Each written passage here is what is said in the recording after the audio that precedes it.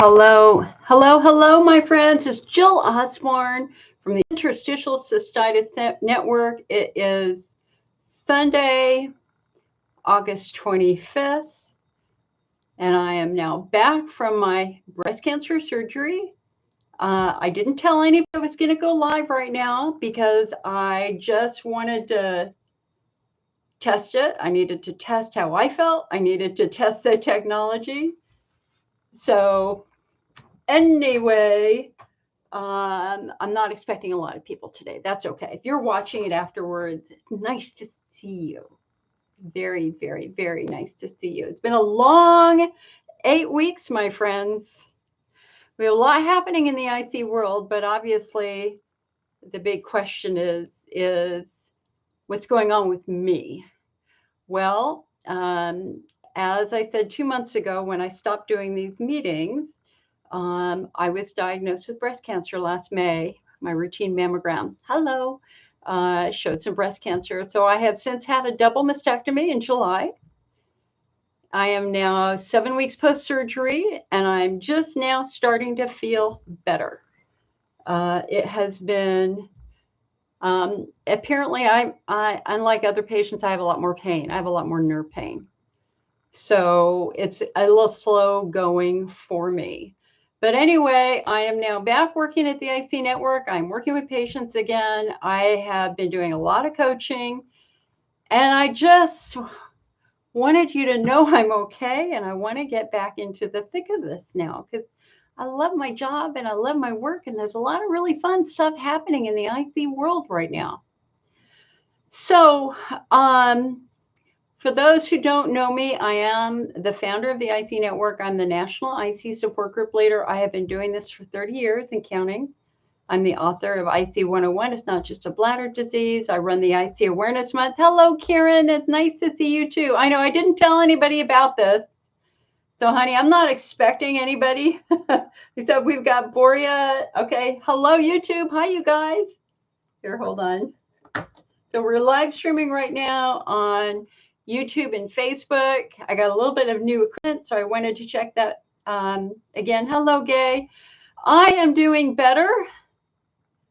As you can see, the girls are gone.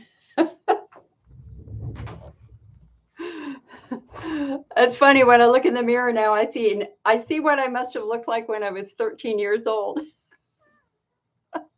And honestly, I like what I see now. I really do. I have no regrets at all. The surgery was quick. I was home in a couple of hours. The recovery has been quite painful. I have a lot of nerve pain, but even that's gotten better in the last 10 days.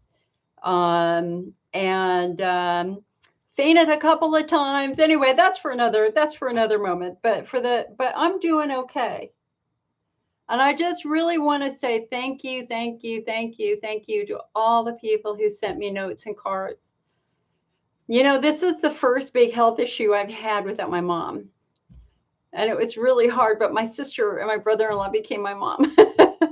And they really helped me. They moved in and they helped me because double mastectomy is not for the faint of heart. It is a very, very difficult surgery. So anyway, we've got some really interesting things that are happening in the IC world that I wanted to share and talk about. Number one, I've got a really big newsletter that I'm going to be sending out tonight or tomorrow to the 35,000 patients who get my newsletter. And so for anybody who's interested in getting the latest news on IC, make sure you come on over to the IC Network website and sign up for it. It's entirely free. It always will be free because that's what I believe. We need to educate patients and provide support and hope and encouragement for them. IC Awareness Month begins in less than a week, or it begins in a week. And so, you know, IC Awareness Month used to be in October. It started out as a day before my time. It was actually Halloween.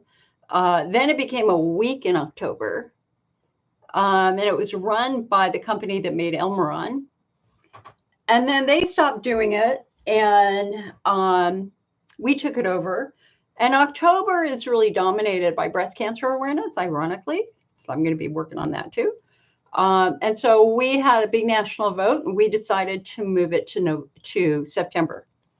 That's what the general consensus was, is let's move it to September when there's not as much competition for airtime and stuff like that. So that's why we have done it. We chose to switch it from a week to a month, although sometimes I will say I regret that because it's a lot of work on my end. But that said, we just need to, number one, find those patients who are suffering at home in silence and giving them hope. Number two, finding those patients who have been diagnosed with IC and they've never gotten better. Why? Now we know why, because a lot of them don't have a bladder to seize.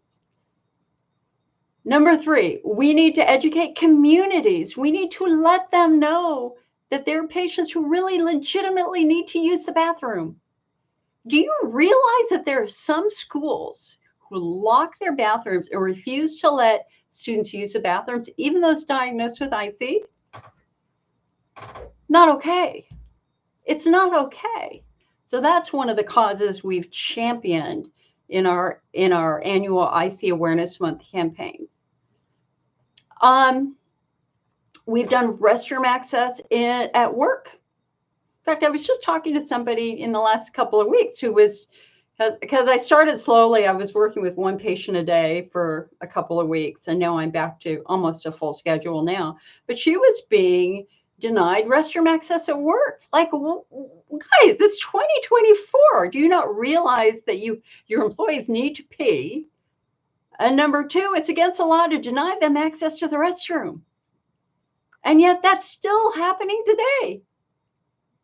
I can tell you with the most egregious case, there were 2 egregious cases of IC patients being denied to use the restroom. The first one was a woman who worked in a car factory, and a Japanese car factory somewhere in the Midwest.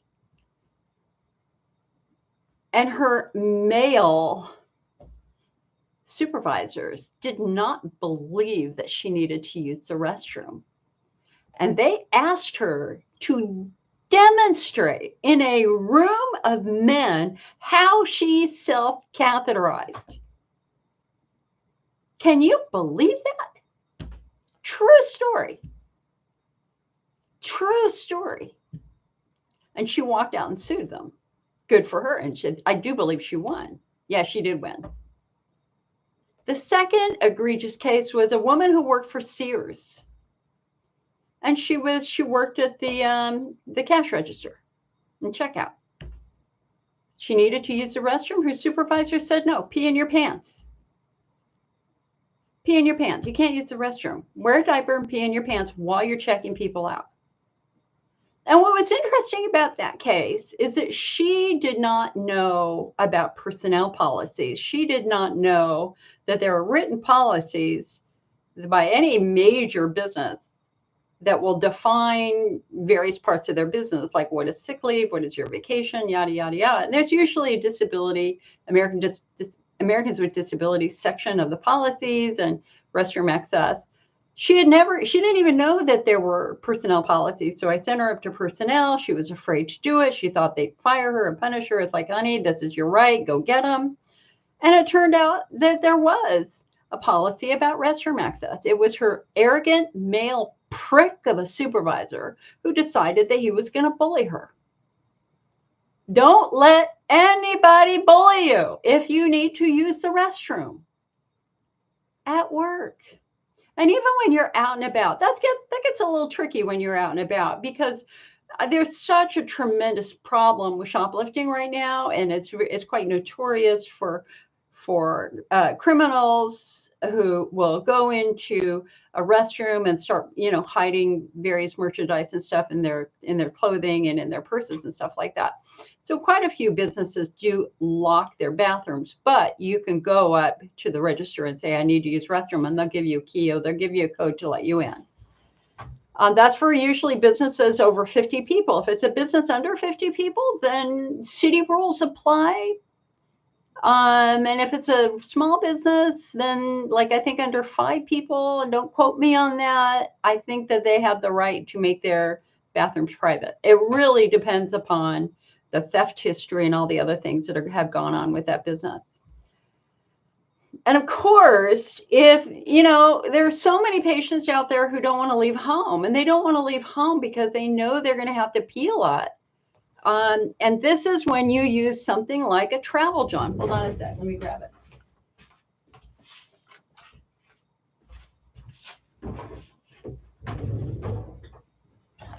Okay, so a travel John, I kid you not, just having this in your car or in your purse will take all the stress away out of any car drive, any travel trip, anything. I have had these in my car for the last 20 years. I have never needed to use them, but I know they're there. If I get stuck, I can use it. And so a travel John is basically a bag, and it has, I don't know if you can see this, it has a powder in the bottom of it. Fits perfectly. You pee into it, immediately solidifies. There's no leakage, nothing at all like that. And listen, if you can use this if you need to. I'm feeling very empowered right now as a woman. You'll have to, I feel like the tide might be turning to give us just a little bit more voice in our society right now. So, okay. So for this year's IC Awareness Month, I want to read you the press release that I just finished, and we'll be sending it out. It costs $1,000. I'll be sending it out to the major news organizations. See if we can get somebody to do a story on IC. It's always challenging. Here, hold on a sec. Of course, we have an IC Awareness Month website, icawareness.org. The press release is now active and on the website under the media kit. So let me just go ahead and read this to you, because I think my personal goal when I do IC awareness outreach is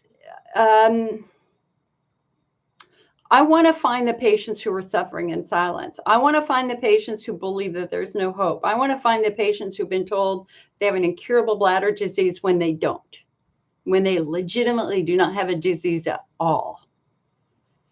And we know that for decades, patients have been told you have an incurable bladder disease. Here's some Elmeron, here's the diet, here's an antidepressant, I'll see you in 6 months. And we know that does not work for the vast majority of our patients. We know that. Why? Because not everybody has a bladder disease. In fact, only a tiny, tiny percentage of IC patients, maybe 5 to 10%, actually have a disease happening. For the rest of us, IC is neuromuscular.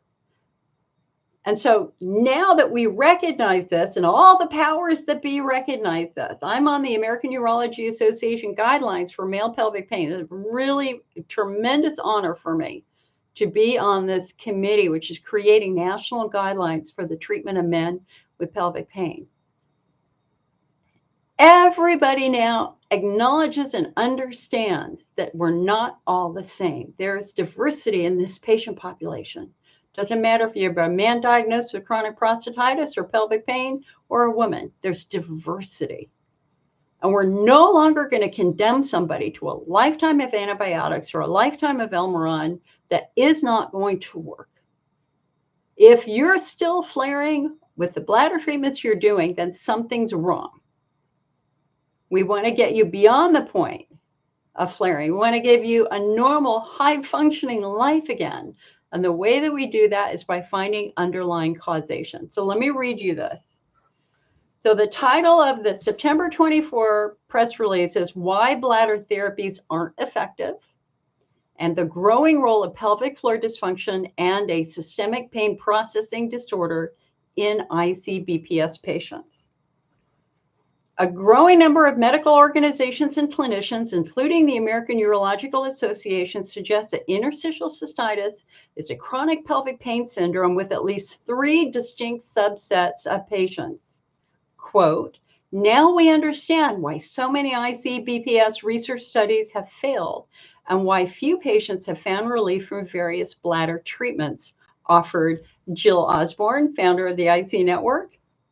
In their 2022 guidelines, the American Urology Association described 3 patient groups, each with their own suggested treatments, including bladder wall-driven, pelvic floor muscle dysfunction, and chronic overlapping pain conditions. And Drs. Curtis Nickel and Christopher Payne believe that there are even more phenotypes that, if applied, will help physicians create a customized, effective treatment plan. Quote, bladder wall-driven is the most logical phenotype. These patients can have Hunner's lesions, genitourinary syndrome of menopause, chemocystitis, or perhaps chronic UTI, end quote, offered Jill Osborne. Their treatments will be focused on the bladder wall. And interestingly, Hunner's lesions have been associated with the Epstein-Barr viral infection. Pelvic floor physical therapy is now strongly recommended for the 85% of patients struggling with pelvic floor tension. Problems with the hips, SI joints, coccyx, or feet are often the underlying cause of persistent muscle tension. Quote, over 20 years of bladder therapies provided little relief, but pelvic floor physical therapy completely resolved my bladder pain, offered Ms. Osborne, who shared that her urinary symptoms began when she was a child after breaking her tailbone. Chronic overlapping pain conditions, including IC, IBS, vulvodynia, fibromyalgia, TMJ, migraines, appear to be driven by an underlying systemic pain disorder. A new study presented at AUA 2024 found that 34% of IC patients had small fiber polyneuropathy, which is caused by damage to the A delta C sensory nerve fibers that play a role in pain perception. Quote, many COPC patients have experienced physical injuries or abuse, such as growing up with a violent alcoholic parent, offered Ms. Osborne. Treatment focuses on calming the central nervous system as well as reducing the high levels of anxiety and catastrophic thinking found in this phenotype. Today, we must break the perception that all IC-BPS patients have a bladder disease and acknowledge the role that both muscles and nerves can play in the onset of urinary symptoms of pelvic pain. Phenotyping will identify the most effective and appropriate treatments for each individual patient. September 1st launches the annual IC Awareness Month campaign. Our goal is to offer hope to patients who have suffered in silence, often for many years. Learn more about it at icawareness.org. Okay.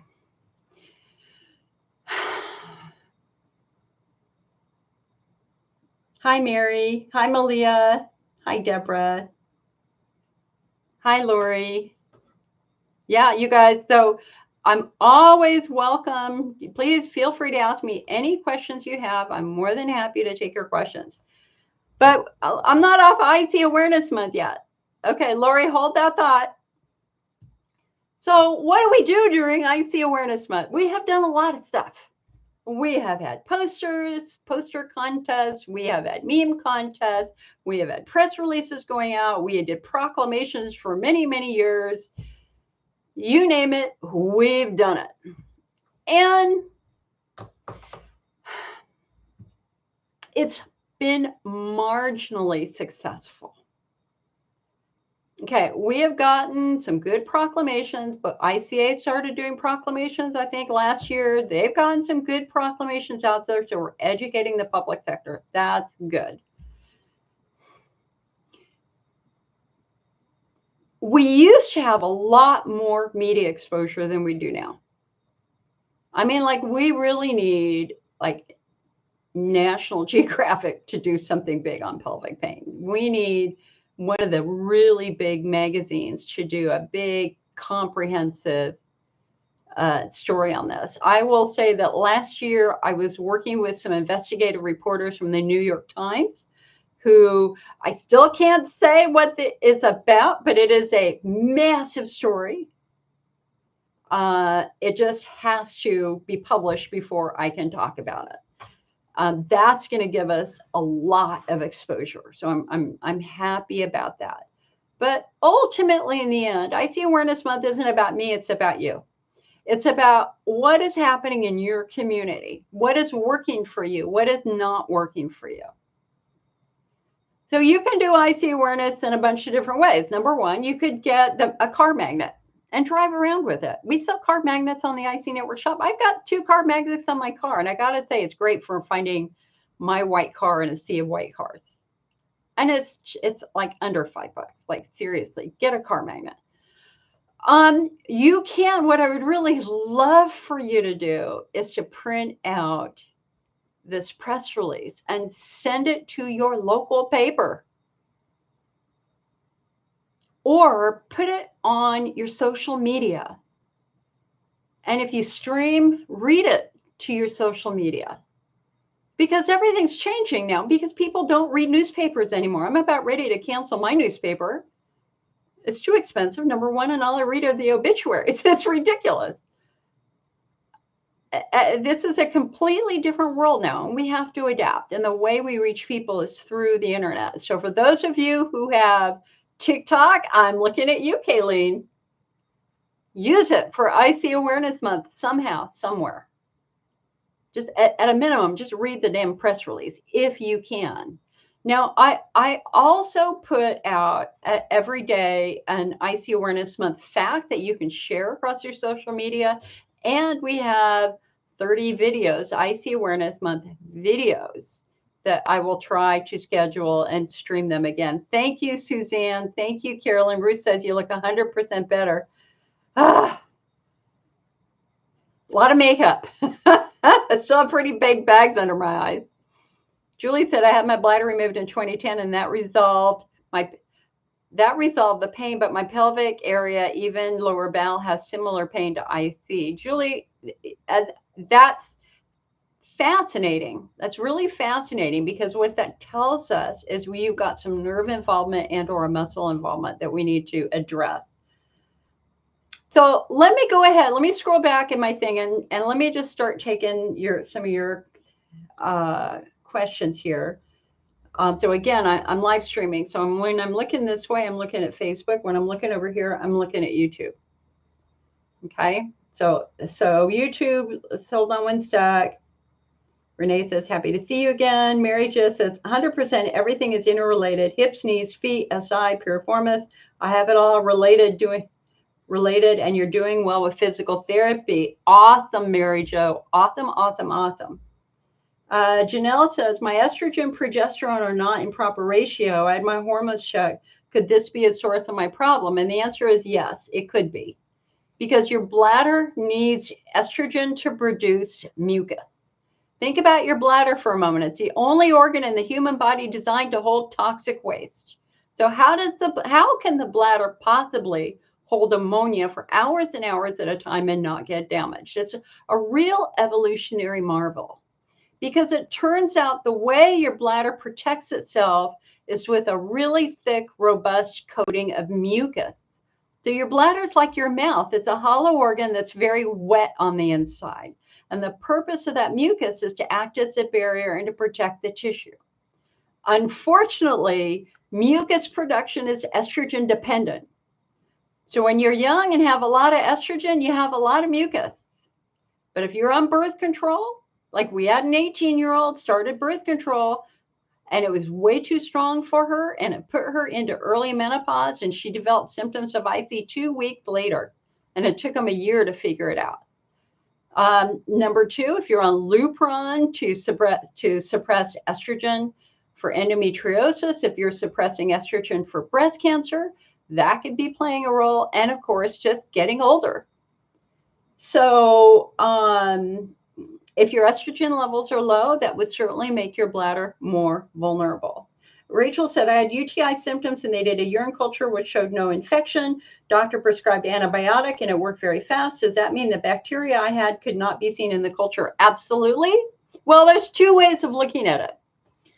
A urine culture is very, very flawed because it's culturing bacteria. So how does it culture bacteria? It gives them food. So there's something called a culture medium, or what we call an agar plate. I actually did my My senior project when I got my pharmacology degree was the isolation of drug-resistant bacteria at the University of California, Santa Barbara, and at our local hospital. So I took samples, and then I had a plate. I opened it up. It had food in it. I put the sample on it, closed it, put it in a little heater thing. I don't remember the name of it. And then you wait 24 hours to see what's going to grow. The problem is it's only going to grow the bacteria that eat that specific food. And now we know that 90%, it has a potential of missing 90% of the potential bacteria living in your bladder. So could a urine culture miss something? Yes. And that's why we do something called next generation DNA urine testing, because next generation DNA urine testing is going to show us everything that's in your bladder, good bacteria, bad bacteria, and fungus. So that's concept number one. But concept number two, you got better right away.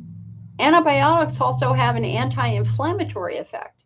So one of the reasons why antibiotics make you kind of feel better is because it's reducing inflammation in your body. It might not actually be killing an infection. It might just be giving you a nice anti-inflammatory response. So if you have doubts about your diagnosis and you believe that you could have an infection, then you can ask for a next generation DNA urine test, or you can order it yourself. Some doctors are using it, some doctors are not using it. It is the future of urine testing, and we've had many discussions about this at big national urology meetings. It's just insurance companies don't want to pay for it right now, so they tend to kind of poo-poo it. They poo-poo it a little bit more. Mary Jo says vaginal estrogen has been a lifesaver. It's helping with the aching and the UTIs. And Janelle says her estrogen was high. Okay.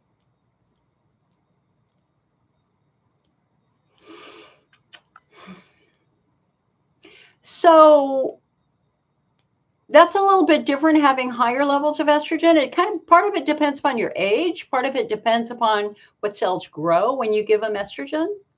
So that's where you can look at a growth of your endometrium in your vagina. And I don't believe that happens in the bladder with an overabundance of estrogen, but I'm not sure on that. Don't quote me on that.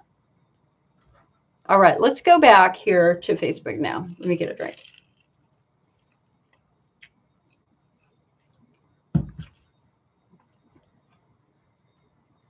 Okay, Lori said, I've missed you. I have a few questions. Glad to see you, and I hope all is well. Please say Botox is going to help me. I did the stretching of my bladder, and it was amazing for 3 weeks, but now you're back to a bad flare. Okay, so Lori, you have to remember, number one, your treatment is going to be determined by your phenotype. What is your phenotype? So if you're pelvic floor driven, you need to be in physical therapy. That will help you tremendously. If you're bladder wall driven, let's just say from estrogen atrophy, then we have to do things that will coat and protect the bladder wall and give the bladder wall some estrogen to help it grow more mucus. Botox works by silencing nerves. And so, that's why people have Botox injections in their forehead. Obviously, you can tell I've never had it. If you silence the nerves that control frequency and urgency, also known as the alpha afferent nerve in the bladder, you might feel a lot better. But it always wears off. And so if this is, I'm thinking about a discussion we had with our guidelines committee, like right before my surgery. The goal of treatment is to fix the underlying cause. If we can fix the underlying cause and you don't have symptoms, that's a win. But the second goal of treatment is to get you functioning again. And so the example that they gave is if you're peeing so much that you can't sit through a meeting at work, that's a problem. And if we can do a treatment that will turn off that frequency urgency so that you can function effectively while we're fixing the underlying problem, then that's an important goal of treatment. And that's where Botox would really potentially shine. So if you're off the charts with the frequency urgency and you just, for God's sake, you need to sleep and you need to work, that makes sense. But again, if you're pelvic floor driven, you need to be doing the pelvic floor physical therapy because that will fix it. I hope that makes sense. Does that kind of make sense? Kind of, sort of? I hope it does. So again, you guys, you have to bear with me. I had major surgery 7 weeks ago, and it's taken a while for my brain to get back. It's amazing what happens to your brain after you've had major surgery. And not only do we have the influence of the anesthetic, we also have the influence of the trauma. And the trauma, there's a couple of phases to recovering from a cancer surgery. Phase number 1 is just the shock and awe of being diagnosed with breast cancer, which is devastating and leaves you terrified for your future. Then you power through whatever treatment you have to do, which is what I did, having the surgery, having the mastectomy. But now after that's all done, now you're just trying to recover and find your center again and not worry about when the cancer is going to come back. And that's the hardest part. And I think that really applies to IC too, is that you get yourself better, but isn't there part of you that's still worried that it's going to come back? And I've been struggling with that. Even though my lymph nodes were clear, it was ductal carcinoma in situ, there was no sign that it spread. My oncologist said, I can't believe I have an oncologist, number one. She said, conversations like this are the highlight of my day because I can tell you you're cured. You don't even need chemotherapy. We got it all. And then she said, but there might be microscopic cancer cells in there that could attach to your chest wall. Thank you. No, yeah, great. So anyway, there's just this emotional trauma that everybody has to go through that I am legitimately going through. All right, Lori said, my bladder wall, when examining it, was leaky and blood red. It's killing me as we speak. So Lori, were you diagnosed with Hunner's lesions? Because the vast majority of IC patients have normal bladders. I had a normal bladder, even though I had terrible bladder symptoms and bladder pain. When you looked at my bladder, perfectly healthy, normal bladder.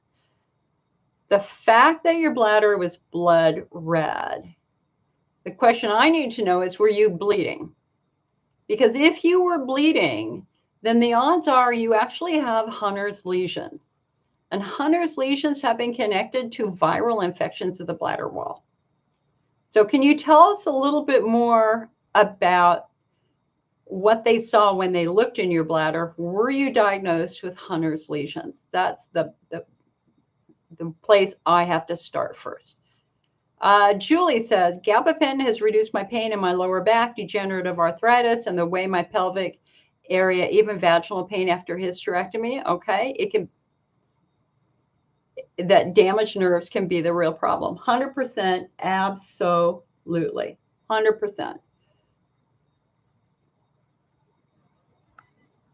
Renee says, I keep having recurrent bladder infections. The last one showed E. coli. So Renee, in the research that has been done on women who get recurring bladder infections, what they consistently find is that 24 hours before the bacteria arrives in the bladder, it's usually living quite happily in the vagina. And this then led the researchers to ask, hey, what's happened to our vaginal defenses? Why has the vagina become a safe haven for bacteria? And the answer is estrogen atrophy, aging. Remember, the way your bladder defends itself is with a really thick, robust coating of mucus. But that mucus, those cells need estrogen to produce that mucus. And if you're of a certain age, you don't have the estrogen anymore, which means you don't have the mucus anymore, which means that the bacteria can just literally attach to a cell in your bladder and infect it.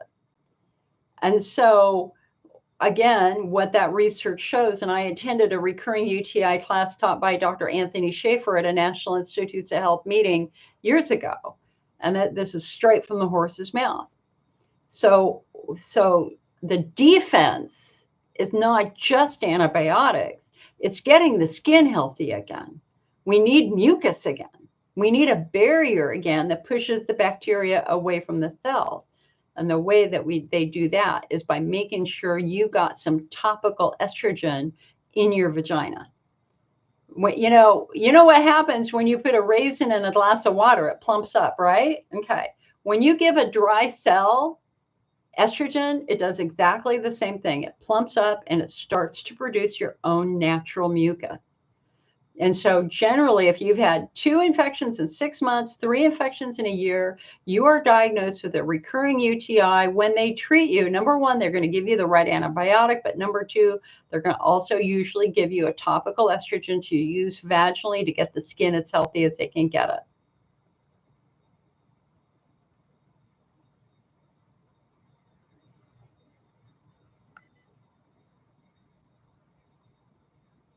Janelle is asking if bioidentical progesterones is a good idea. Honey, if you're high in estrogen, yeah, it's a good idea, because the more estrogen you have, the more your endometrium grows. And that's challenging because, when you normally have a period, let me take this back. When you're younger, as your uterus prepares to accept potentially an egg and a sperm, the endometrium gets thicker and thicker and thicker to become a source of nourishment. But when that doesn't arrive, you have a period and it sloughs off. So estrogen production is plays the dominant role in mucus production. So in endometrial growth. So our challenge here is that you've got a lot of estrogen in there, which is producing a lot of growth of your endometrium, and your endometrium is probably getting thicker and thicker and thicker. And the reason why they give you the progesterone is to try to bring that back down. And you could even potentially even have a period decades later after you've stopped your menstrual cycle, if you have a massive endometrium going on in there. But endometrial growth, if it's atypical endometrial growth, can also be a sign, or can also transition over into uterine cancer. So if I were you, I would make sure that they are monitoring the thickness of your endometrium. I hope that makes sense. Mary Jo says there's a lot of videos for pelvic floor. Yes, there are. You just have to understand that the best pelvic floor work is done internally. The finger in your vagina touching your muscles and working with those muscles.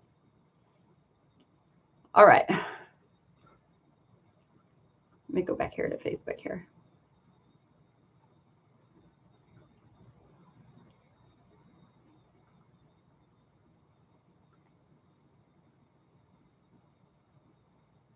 Julie, thank you so much for the 50 stars. Really appreciate it. Very, very much. You guys, if you like my support group meetings, but even more so, you like working with me on the phone in our coaching sessions, the way that we keep that phone line free, because it is free, is through our memberships. And so if you like what I do, please come on over to the IC Network, icnetwork.org, and become a member. And you can get our magazine, the IC Optimist, and our summer fall edition is at the typesetter right now. It will be released shortly. Jennifer said, we went to the food pantry today and they didn't have anything in the fridge or freezer. I also went to the food bank. I can't get anything in until Tuesday. My daughter and I are struggling for food.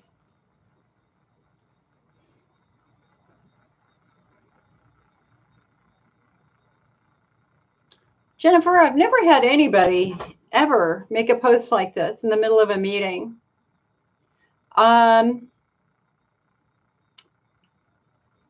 The fact that you're asking for Dr. Pepper makes me think you're not an IC patient, because no IC patient can drink Dr. Pepper. I mean, that would trigger a terrible flare. So are you a real IC patient? Honey, you got to give us more. It's a little bit suspicious. I'm sorry. Mary says, I need physical therapy. My physical therapist told me I was doing the wand correctly or fine. I don't feel like I'm doing it right, only because I feel more relieved when it's been done by the physical therapist. What to do? I've given up. Honey, don't give up. Number one, you got a wand. Number two, you're using it. You just don't have a lot of confidence in it right now. I mean, the whole point here is you can't walk away from tight muscles. They're a work in progress. Keep doing your wand. Keep doing some physical therapy. You're making progress. This is good.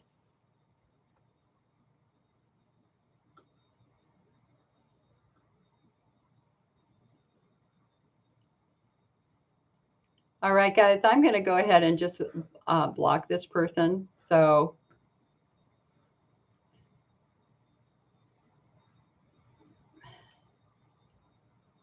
Jennifer, if you're real, you're going to have to call me and talk to me first. But I'm gonna ban you right now. I'm sorry, because I don't know if you're legitimate, and this doesn't make any sense to me.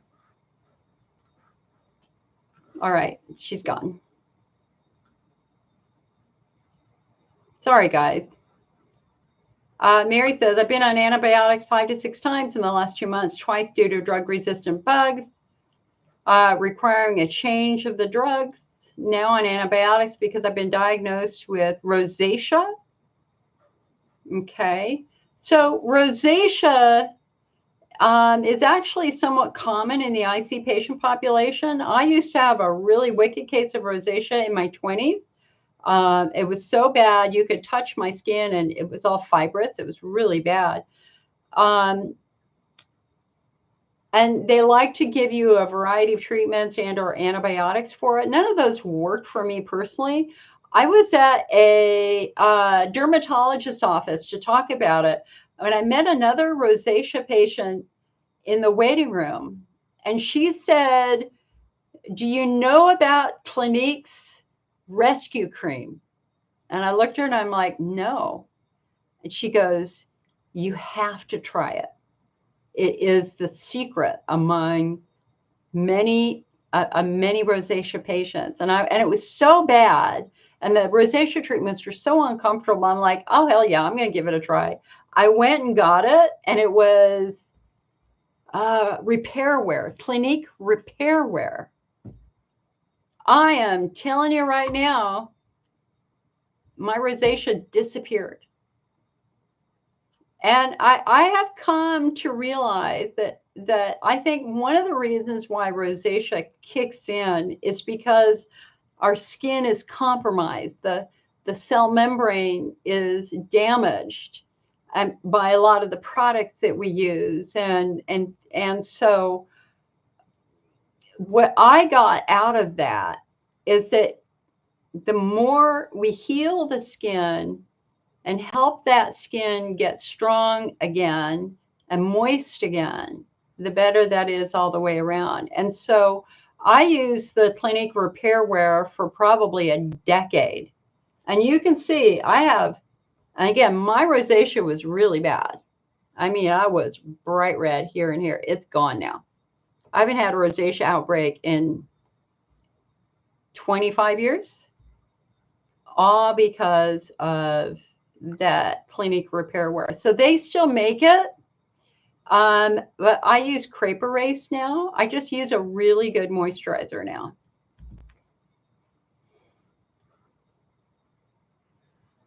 Maria says, I know now the vaginal estrogen helps me, but why does it always irritate my bladder first, even when it's compounded with emu oil? I don't know why, Maria. So are you saying that as soon as you put it on or use it, you get a bladder flare? That's interesting. I have no idea. I guess the other question is, how long does it last? Is it short term? Is this like for an hour, or does it last for a day or two? So your bladder flares as soon as you use your estrogen cream. How long does it last?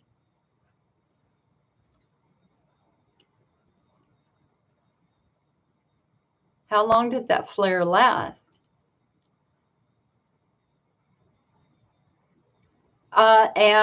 Kayleen is asking me to share a little bit more information on her story, which I am more than happy to do.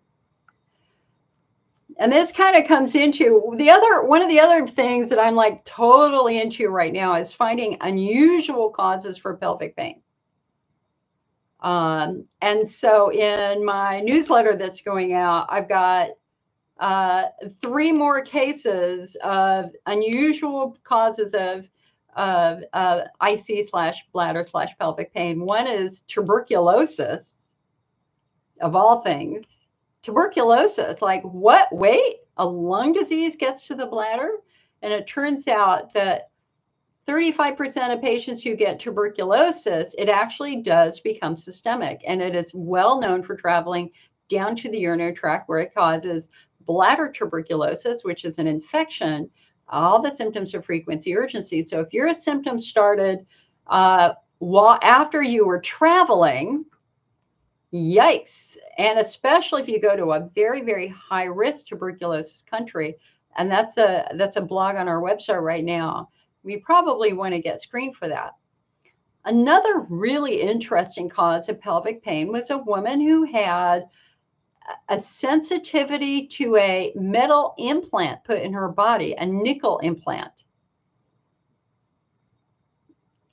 Fascinating. And when they removed the nickel, all of her IC symptoms went away. And then here, hold on. Let me go here.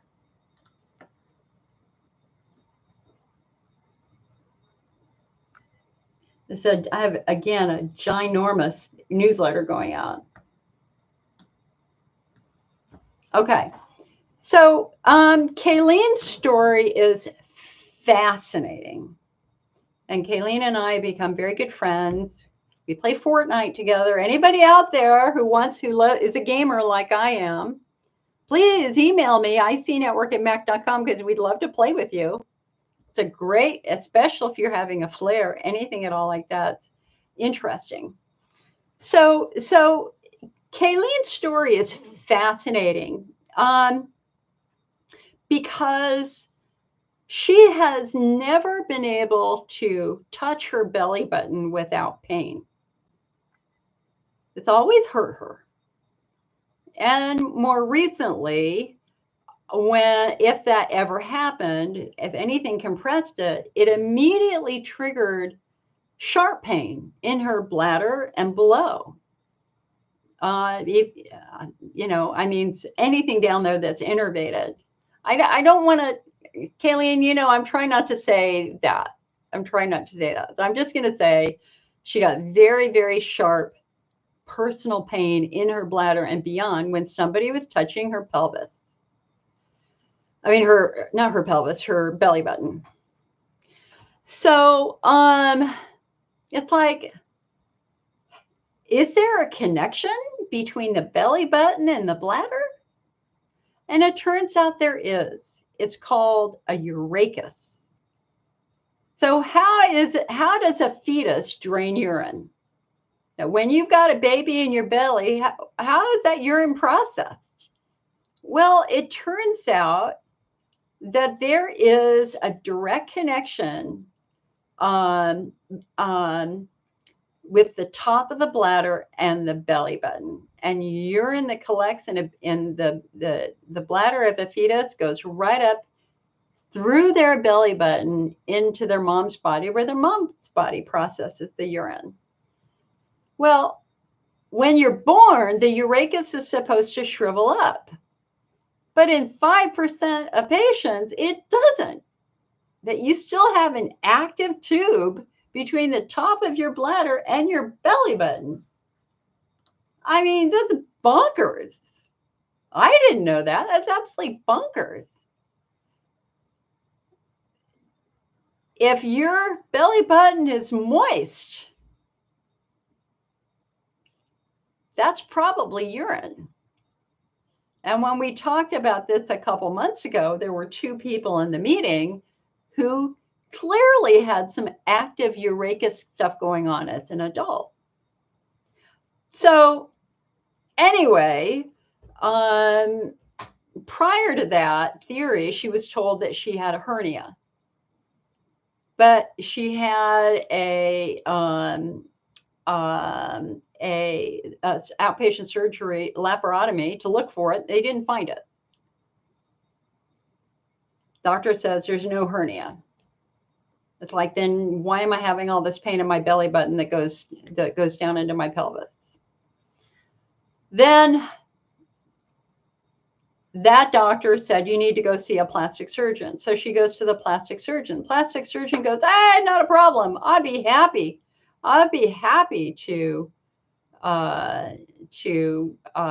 remove fat. The first doctor who said there was no hernia said it was a lipoma.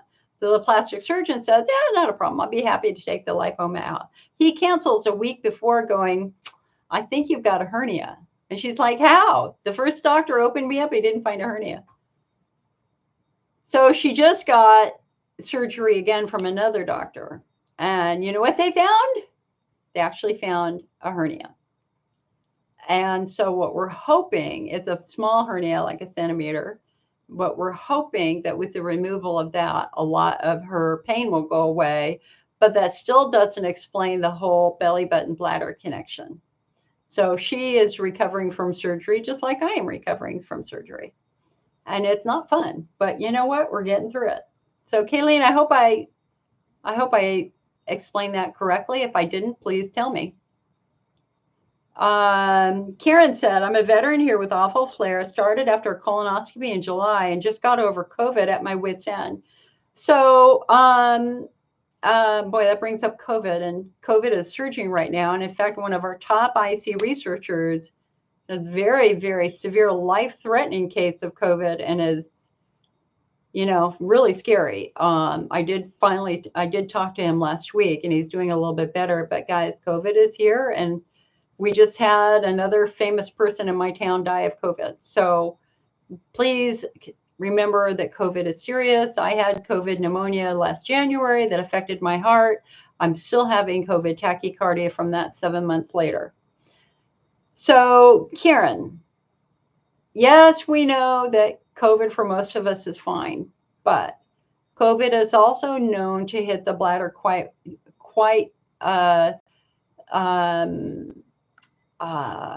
aggressively in IC patients. So we have a COVID IC survey, which showed that 75% of IC patients who reported COVID reported a bladder flare. And this was substantiated in research. It was actually researchers 2 months into the COVID pandemic who said, hey, we've got all these patients who have frequency urgency, who had no history of frequency urgency. What's going on? And what that research found is that the inflammatory markers of COVID and that cytokine storm that we know damages the lungs, that is also found in the urinary tract and has the potential of damaging the kidneys and damaging the bladder. So what our study found is that 75% of IC patients who caught COVID reported flares, and 25% of them reported very severe flares. Severe flares that did not respond to typical flare management strategies. So there is a very, very good chance that you have COVID cystitis. And we have a website on that, covidcystitis.org, that you can go check out. I haven't updated the website in like 3 months, but it's real. You're not alone. I work with patients all the time who have COVID cystitis now. A lot of newly diagnosed patients are actually COVID cystitis patients. Their symptoms started after a COVID infection or during a COVID infection. And I guess the other thing too is, let's think about that colonoscopy for a moment. So the second thing we could consider is, did the colonoscopy prep really irritate and chemically injure your bladder? We usually don't see that. We usually don't see big flares after colonoscopy, even after using things like Go Lightly or Gatorade, the Gatorade Miralax protocol. And I would think that if there were any damage done from that, that would be healed at this point in time. But the other thing that is going to happen during colonoscopy potentially is your pelvic floor muscles are going to spasm. It's really traumatic to the pelvic floor. I mean, it's painful. And whenever you're in pain, your muscles get tight to protect you from that pain. That's called the guarding reflex. So let me ask you this, Karen. The way we figure out if muscles are involved is how you urinate. So if you need to pee, can you pee on command right now? Like sit on the toilet and pee like a horse? Or are you stopping and starting? Or is there a delay in you starting your urine stream? If there's a delay in starting your urine stream, you're having a pelvic floor flare.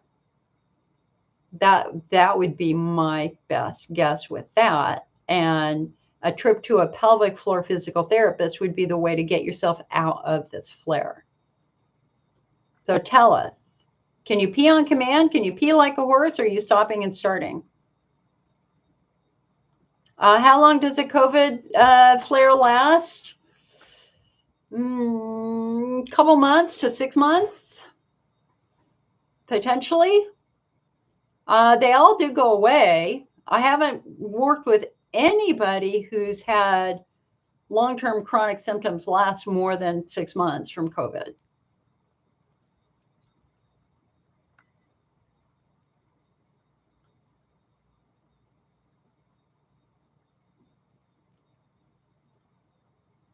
All right, we've got somebody else in Facebook who is trying to market stuff. I'm sorry, Avan, this is not the place for you to push stuff. Sorry, you are banned, baby. Maria said, when I started loading those once daily for 2 weeks, I will start flaring. I'll push through. Eventually, after 2 weeks, my overall bladder pain will decrease by quite a bit, but I will not be in a flare anymore. But then when I start going on maintenance dose just a couple of times a week, eventually my daily pain will creep back. It's really weird, but overall the vaginal estrogen helps. I just don't understand why it hurts my bladder first. I don't either.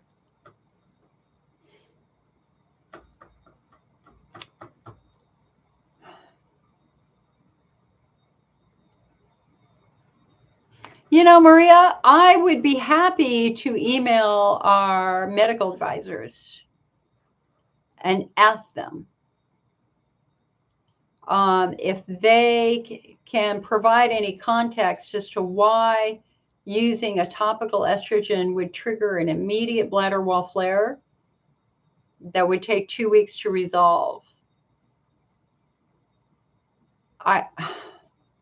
I honestly, I don't know. There's a lot about hormones and how they affect the bladder that we just don't know. I feel like they've missed something in you. I do. You know, Maria, there's a book you should get. Hold on. And it's free, by the way. It's free on Kindle. Let me grab it here.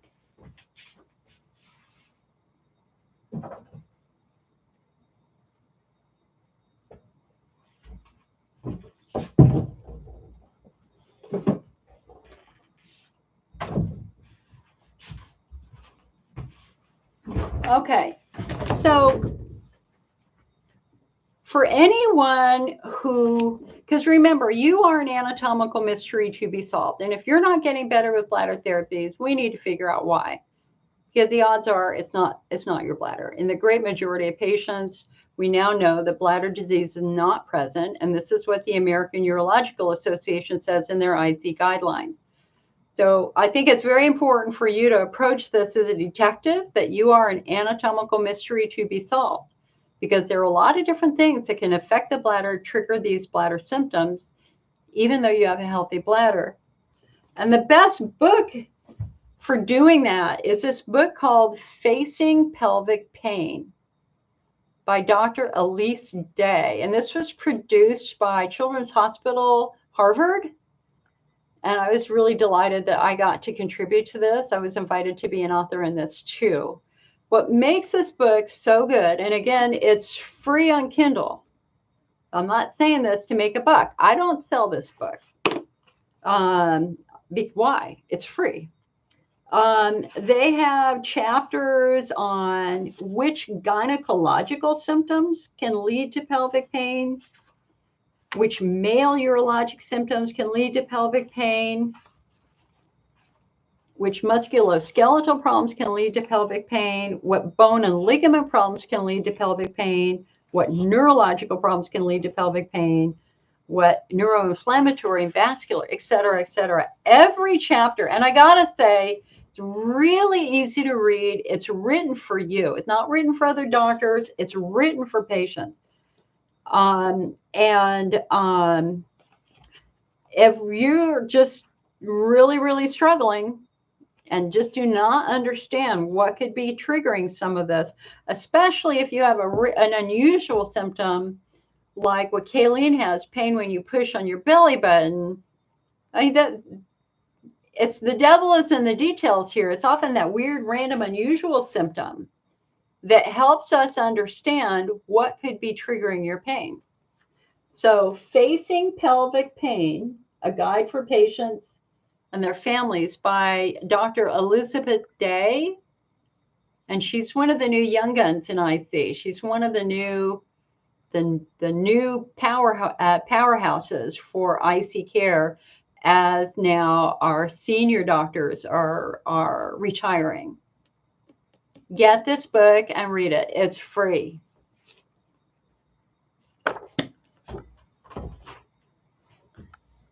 All right.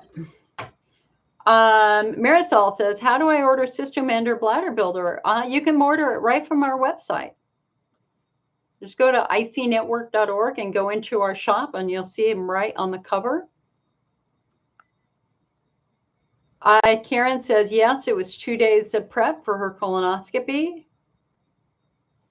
Mary Jones is having trouble with the audio and the picture stopping every few minutes. That's your internet connection. Karen is going for physical therapy. That is excellent.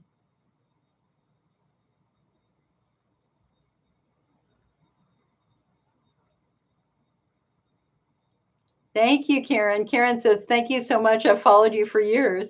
Elaine says, welcome back. So glad the surgery went well.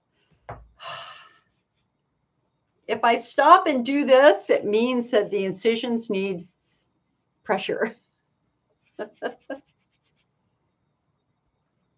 There is an irony here, guys. You know, one of my motivating factors for doing a double mastectomy is that I was very tired of wearing bras, but I still have to wear a bra because I need the pressure, the compression. It's ridiculous. Jenny said, my second COVID vaccine sent me into the worst flare of my life. It settled some after 3 years, but not getting back to my normal. My doctor said not to get any boosters. You know, Jenny, you're not the first to share that. It is a delicate balance.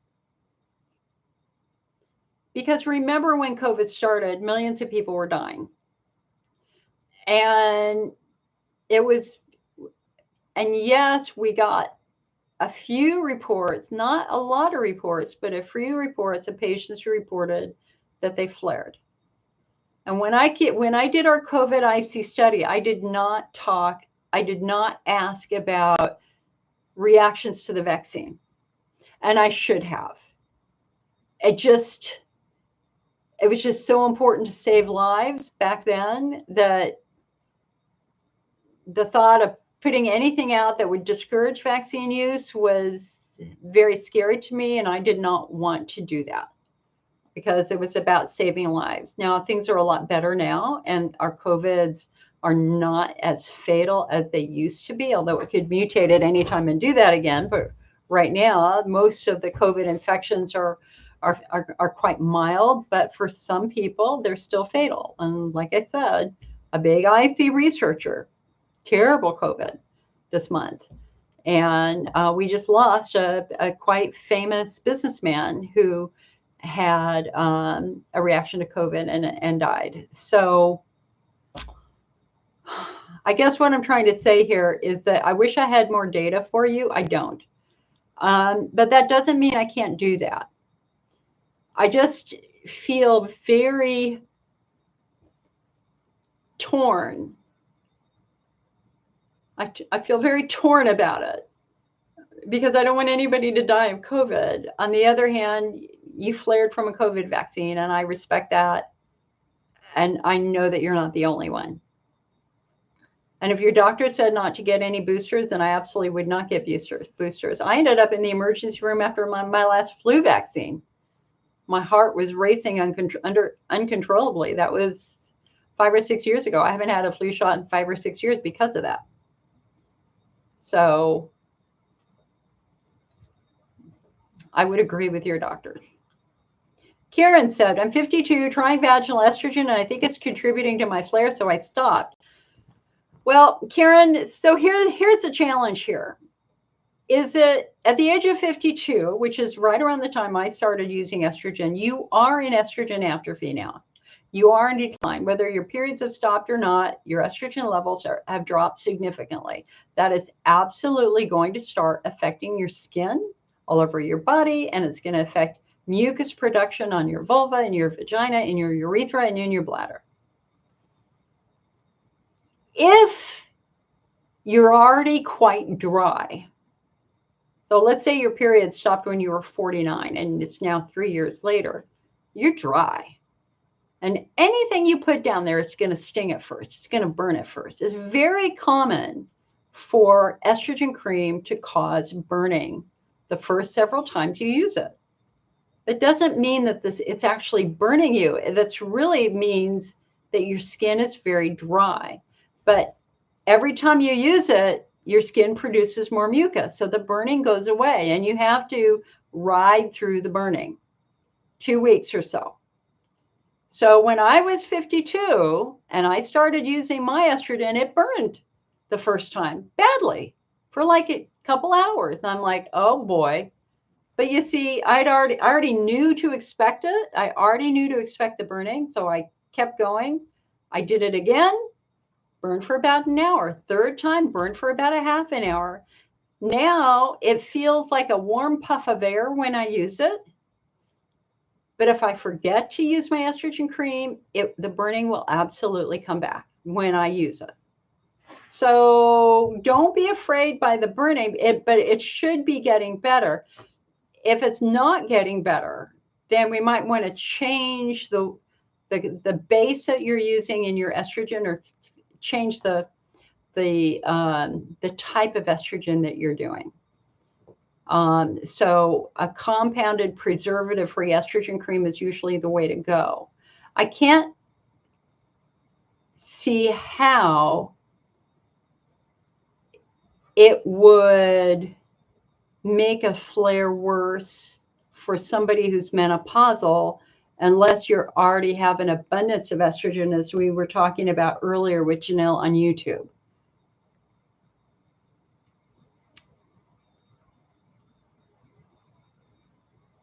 Maria says, my cystoscopies have always come back normal. She says, if you're able to ask and find out something, could you please email me? Yeah, Maria, what I'd really like for you to do is, could you email me? My email address is icnetwork@mac.com. icnetwork@M as in Mary, A as in Apple, C as in Charlie.com. If you could email me, then I want to get in touch with you and create a little case study. And then we'll send them the case study. Maria says, thank you, Jill. You helped me so much years ago when I first started. After trying many things, what has helped tremendously has been the physical therapy and the vaginal estrogen. Good. Excellent. Happy to help. Kieran said, I had an IUD, which helped greatly with my pain. So I'm asking my doctor to run hormone tests this week just to see where I am. That sounds good. Tim says, I've been through a similar journey and understand your concern. Natural alternative remedy. Oh, honey, come on now. This is not the place.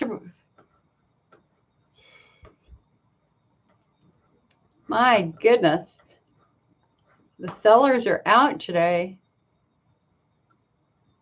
Karen says, what's the name of the book I recommended? It's called Facing Pelvic Pain. Facing Pelvic Pain.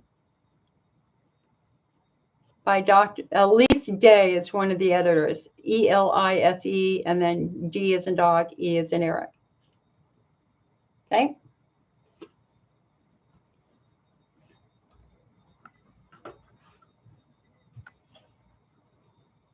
My email address is icnetwork. Okay, that's the website. icnetwork@mac.com.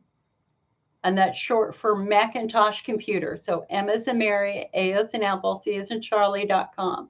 Anybody, feel free to email me. And listen, be the squeaky wheel. If you don't hear back from me, email again, or better yet, even call. You know, we have an 800 phone line. It's on the top of our page. You're welcome to call. I love working with IC patients. All right, now I have a question for you. I have an interesting question for you guys. Oh, thank you, Lisa. Lisa said it makes me so happy to see your beautiful face. Well, thank you. And having you back on Facebook. I was wanting to send you a gift or card, but didn't know your address, which is fine. But just know I've been praying for you. I felt the prayers. Thank you. Thank you. Thank you. Thank you so much. Everybody who's saying good words, because I was terrified. Terrified. And the week after surgery, waiting for pathology results, and then the morning they called me that morning, very serious. The doctor wants to talk to you in an hour. Are you available? Yeah. I'm like going, oh my God.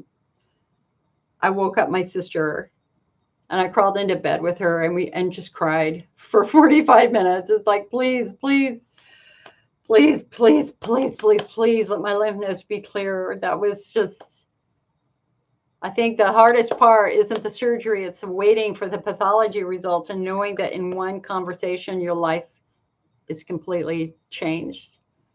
And so Marilyn says she's looking for a compounding pharmacy. The Women's International Pharmacy is a fabulous compounding mail order pharmacy.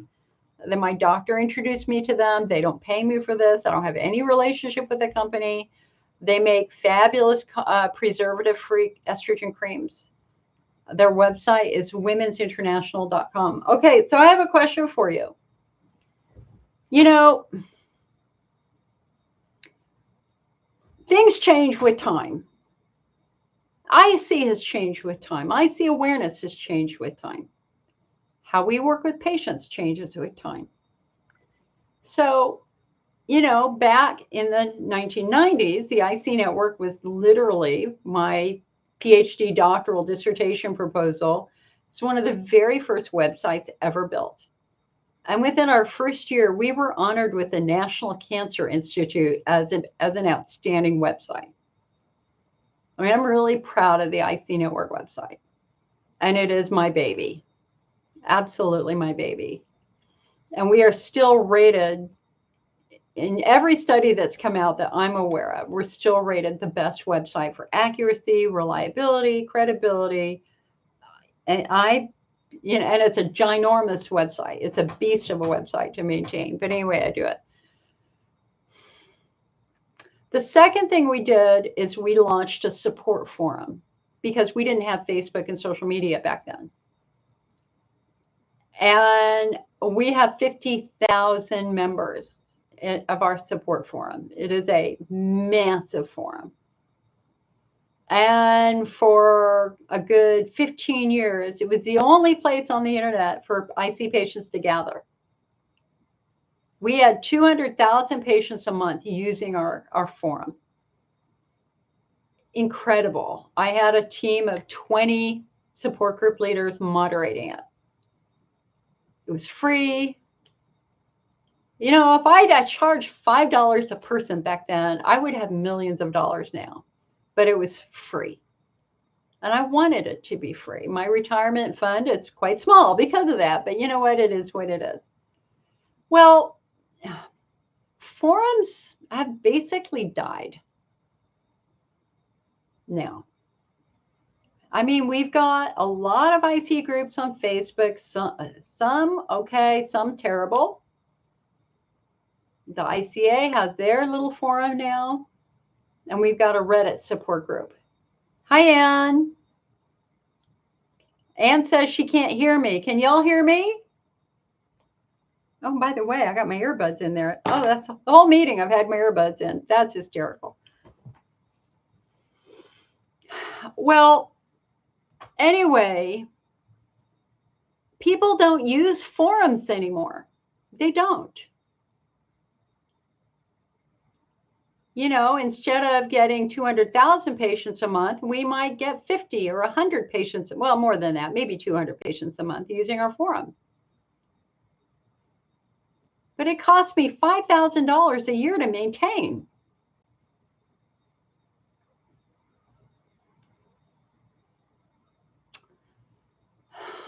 So I turned off the forum, and Donna, lovely Donna Korn, who moderated our forum for over 20 years, passed away in June.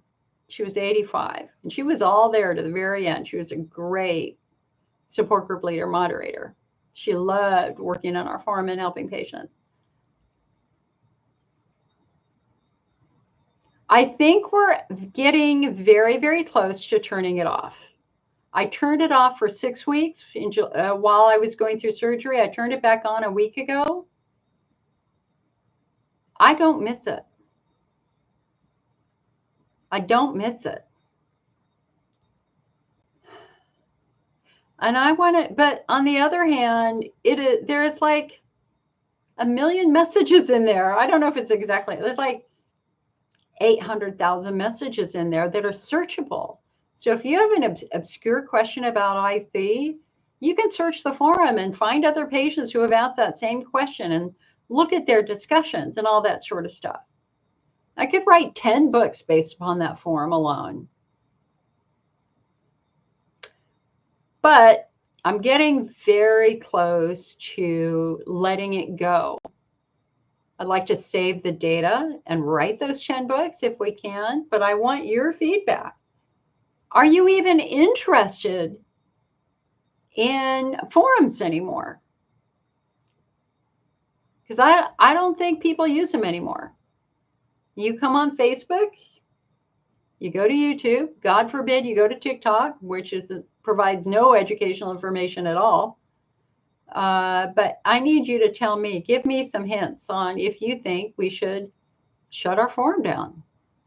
Right now, it's just for research purposes, but I'm reluctant to keep spending thousands of dollars a year for something that people aren't using anymore. And I understand that. Things change.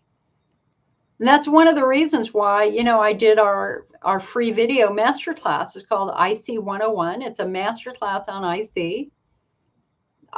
You can watch it on our website. You can watch it on our YouTube channel. There's about 20 episodes, 5 to 10 minutes long, on all things IC, because that's what people want now. They want video. Jenny said she likes forums. You had no idea there was one on the IC network. Yeah. Yeah, there's a big one on the IC network. Huge. It's biggest, probably one of the biggest ones on the internet that's still functioning. So, you know, go on over and check it. The forum is a closed forum in the sense that you have to register first to get into it. We don't do anything with those registrations other than approve you. I usually go through the registrations once every 2 days because Donna isn't here to do it every day like she did. Once you're approved, you're good. If we didn't have it that way, we would be swamped with porno from Russia. So yeah, Jenny says, found it. So much info. Yeah, it's massive. I mean, there's discussion strings on every treatment. There's discussion strings on different parts of treatments. There's discussion strings on diet. There's discussion strings on flares. There's a lot of things like introduce yourself, tell your story. We love success stories. but it's just not being used so much anymore. So please let me know what you think, okay? Now, let me just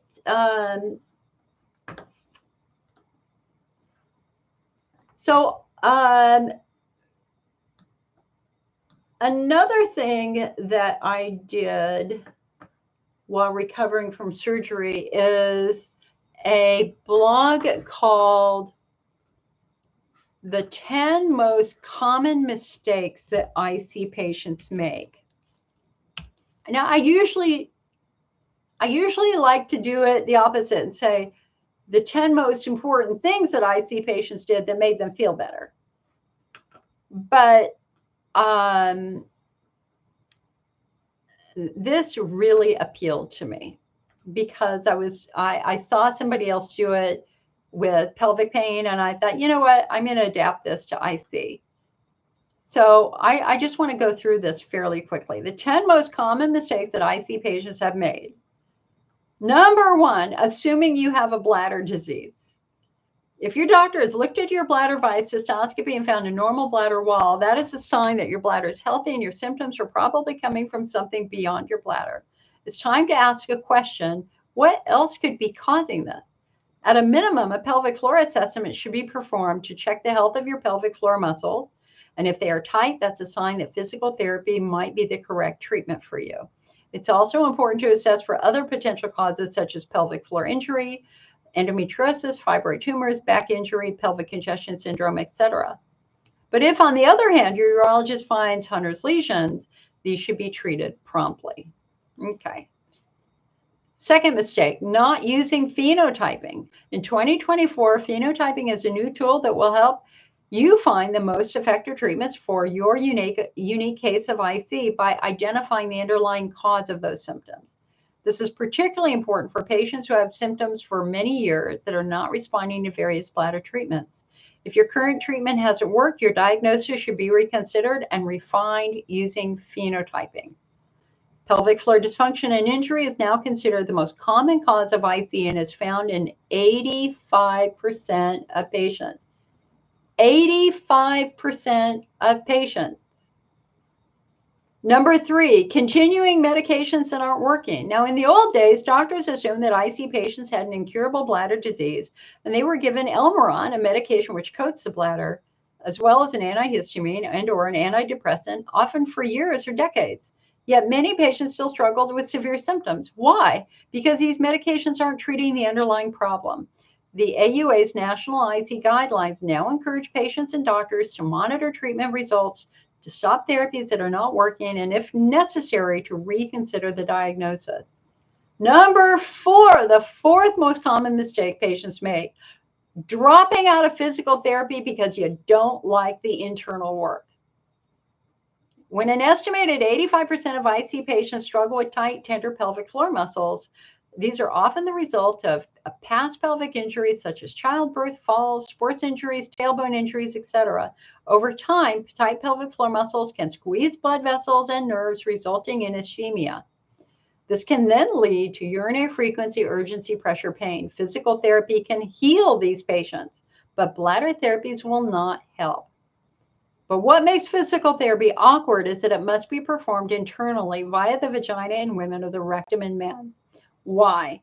Because these muscles are deep inside the pelvis and often can't be reached with our external therapy. Internal physical therapy is the most successful way to restore normal, healthy muscle tone and function. It is normal, non-sexual, and an effective way to treat pelvic floor muscles. Number five, stopping the use of estrogen cream. Skin health plays a critical role in our urinary tract. The bladder and urethra protect themselves from the caustic effects of urine via a thick coating of mucus. Unfortunately, your bladder needs estrogen to make it. Aging or the use of estrogen-restricting medications cause the mucus to thin, dry, and become more sensitive. We call this genitourinary syndrome of menopause. Number six, poor water intake. If you don't drink enough water, you enter a state of dehydration that can have a devastating toll on your bladder, especially in patients with Hunner's lesions, bladder irritation, or estrogen atrophy. Water intake dilutes urine to make it less caustic and irritating. Number 7, sitting too much. Sitting is considered the new smoking for the damage it can do to the human body. When you sit for extended periods of time, this compresses the pelvic floor muscles and related nerves, which then triggers bladder and bowel symptoms. Make sure you get up and walk several times a day at work, or consider using a sit-stand desk. Okay, anyway, I'm just going through this fast. Number 8, junk food and smoking. I don't need to say more about this. Y'all know you sneak a Mountain Dew, coffee, beer, or smoke, even though you know it will hurt your bladder, that is a mistake. Your job is to help your body thrive. This is done by eating a healthy diet, yada, yada, yada. Number 9, straining to urinate or to have bowel movement. If you're straining to empty your bladder or bowels, you're actually making it more difficult to use the restroom. Straining makes your muscles tighter, which then makes it harder to release urine and bowel movements. And number 10, staying with a doctor who is not helping you. If your doctor has run out of treatment options, refuses to refer you for a pelvic floor assessment, and or suggests that this is all in your head, that is not okay. IC patients cases are complex and can easily exceed the skill set of local urologists who are more experienced in treating prostate cancer. Many patients will have better success using a regional doctor at a nearby university or a national doctor. It's worth traveling to see better doctors. So anyway, you can read that whole article over on the IC Network website. We did run it through our social media and 2 weeks ago. Okay, hold on a sec. Let me get a drink here.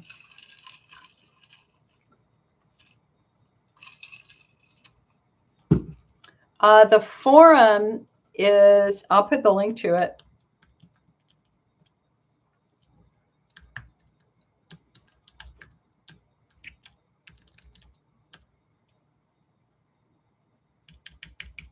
Hold on.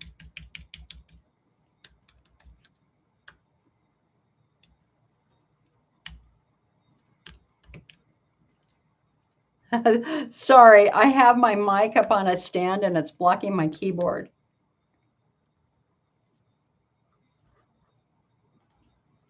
I paid for a new microphone and it is not working.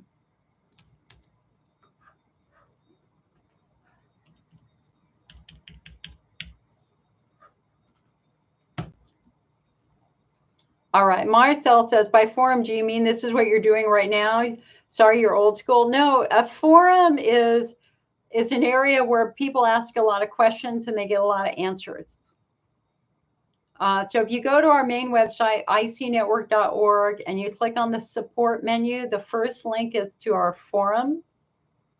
And that's where you can see a lot of, thousands of discussions about IC. Julie said, my daughter asked how bad was my removed bladder. The surgeon said 8 out of 10 to the negative. Yikes, woman. Karen said, I was first diagnosed in 2019. I had some small glomerations in an area of inflammation. Pre-leaf helps me. Would it make sense to have another cystoscopy? Never told I'd have Hunner's ulcers.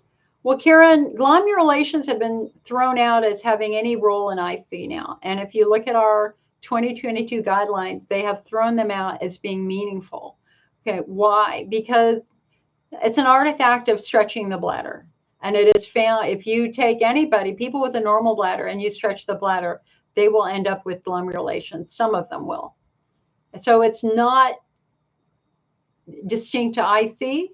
It's found pretty much in patients where you stretch the bladder. If you feel like your symptoms have taken a turn for the worse, I have no problem with you requesting a cystoscopy, not a hydrodistension with cystoscopy, but maybe an in-office cysto where they're not putting fluid in your bladder, just to take a quick look around. And we now have new technology. Specifically, it's called a flexible cystoscope or narrowband imaging cystoscopy that they can use in their office. They don't need anesthesia. It's very quick. And that will allow them to look even more closely at the bladder. Think about how how cameras have changed over time. Well, a cystoscope is a camera. And so the old cameras had poor resolution and they didn't let you look at a wide field. But now the cameras have gotten better and better and better. And so if your urologist has given you has purchased and invested in a brand new cystoscope in the last couple of years, they'll be able to do a lot more with it. And they might not need to do a hydrodistension. And I don't like guessing. I like facts. I mean, if you feel like there's something fundamentally going on with your bladder, I have no problem with it, requesting a cystoscope. If my doctor wanted to do one right now, I would do it. I'm not worried about a cystoscope.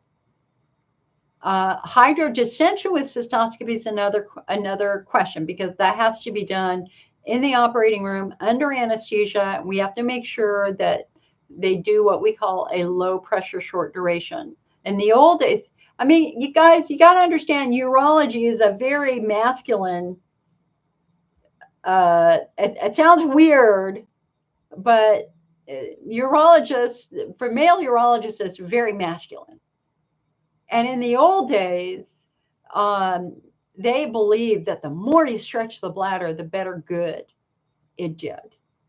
Because they thought maybe the bladder's just shrinking. Hey, just stretch it out. Things will be okay. And those were what we call a high pressure, long duration hydrodistension. You put a lot of fluid in it, a lot of pressure in it, stretch it for a long period of time. But we now know that that's harmful. It doesn't make sense to stretch the bladder beyond its normal capacity, where you're running the risk of damaging the bladder, rupturing the bladder, things like that. So at least for the last decade, even more than that, since 2011, I think, maybe even 2008, our national guidelines say, please don't do that anymore. If you're going to do a hydrodistension, do something called a low pressure short duration hydrodistension to minimize trauma to the bladder. So starting with the in-office cysto, and then if they see anything funky, if you need to move to a hydrodistension with cystoscopy, I don't have a problem with that either, as long as it's short term, a low pressure, short duration. I don't like guessing. I like facts.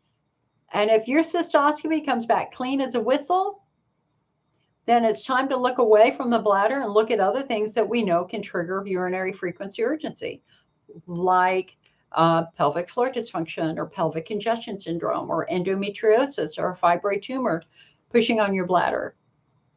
And in contrast, there are some patients out there who, no matter what you say to them, they're like, I have infection. I have infection. The only treatment I want is antibiotic. And you do 4 or 5 courses of antibiotics, eventually that urologist is going to go, no more. They're harmful. And I was working with a patient who literally refused every therapy. She's like, no, I know what's wrong with me. I have infection. Give me antibiotic. And her doctor said, no, I'm not doing it anymore. You don't understand the damage that's doing. Well, she called me to complain. What can I do? What can I do? And my answer to her was, prove it. Prove it. Have a next generation DNA urine test. If that comes back positive for infection, you got all the ammunition you need to support doing future antibiotics for your symptoms. But if the next gen test comes back negative, then you're done, hun. You're done. That means we have to look at other things. And that's what's so confusing, because you feel like you have a UTI. We all felt like we had a UTI. But you have to understand, the bladder is only wired to give you symptoms of a UTI. That's it. The only way the bladder can tell you that there's a problem is by making you pee more and making it hurt potentially. But muscles can cause frequency urgency. A fibroid tumor pushing in your bladder can cause frequency urgency. Tuberculosis can cause frequency urgency. There's endometriosis attached to your bladder that might be moving through your bladder wall can cause frequency urgency pain. You are truly an anatomical mystery to be solved. Of course, now anytime you have a cystoscopy, your urethra is going to be quite tender. So peeing a few times afterwards, not going to be fun, but that goes away. that will usually go away. Julie says she saw a removed bladder. It was enlarged with a swollen nerves in a tiny round area.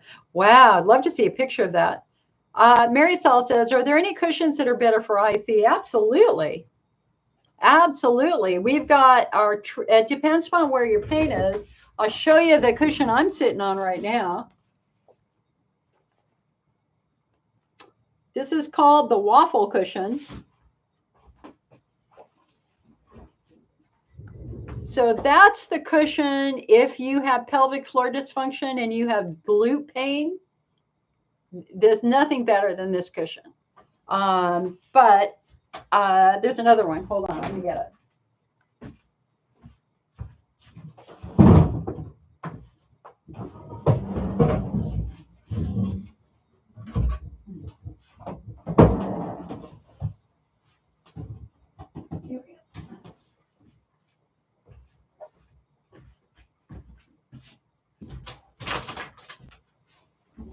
Okay. Or if you have pain at your urethra, sorry, my hair is getting real long. This is my active rebellion against the health challenges that I've had. Just like, leave me alone. I don't want to deal with it. I'm just going to let it grow. This is the cushion you want if you have pain by your urethra, vagina, vulva, rectum, prostate. This is the travel cushion. And this cushion is the bomb because obviously each butt cheek is supported, but nothing is pushing up against your urethra. So this is called the Sun Cloud Travel Cushion, and this is available in the IC Network shop too. Now we sold our own cushion, the ICM bladder friendly cushion, for many years. I was able to keep the price really low, like $28, $30, something like that. But that factory that they used to make it for us closed during COVID. So we do not have our cheaper cushions anymore. So the Sun Cloud cushions are more expensive, but I will tell you flat out, much higher quality than the ones we did.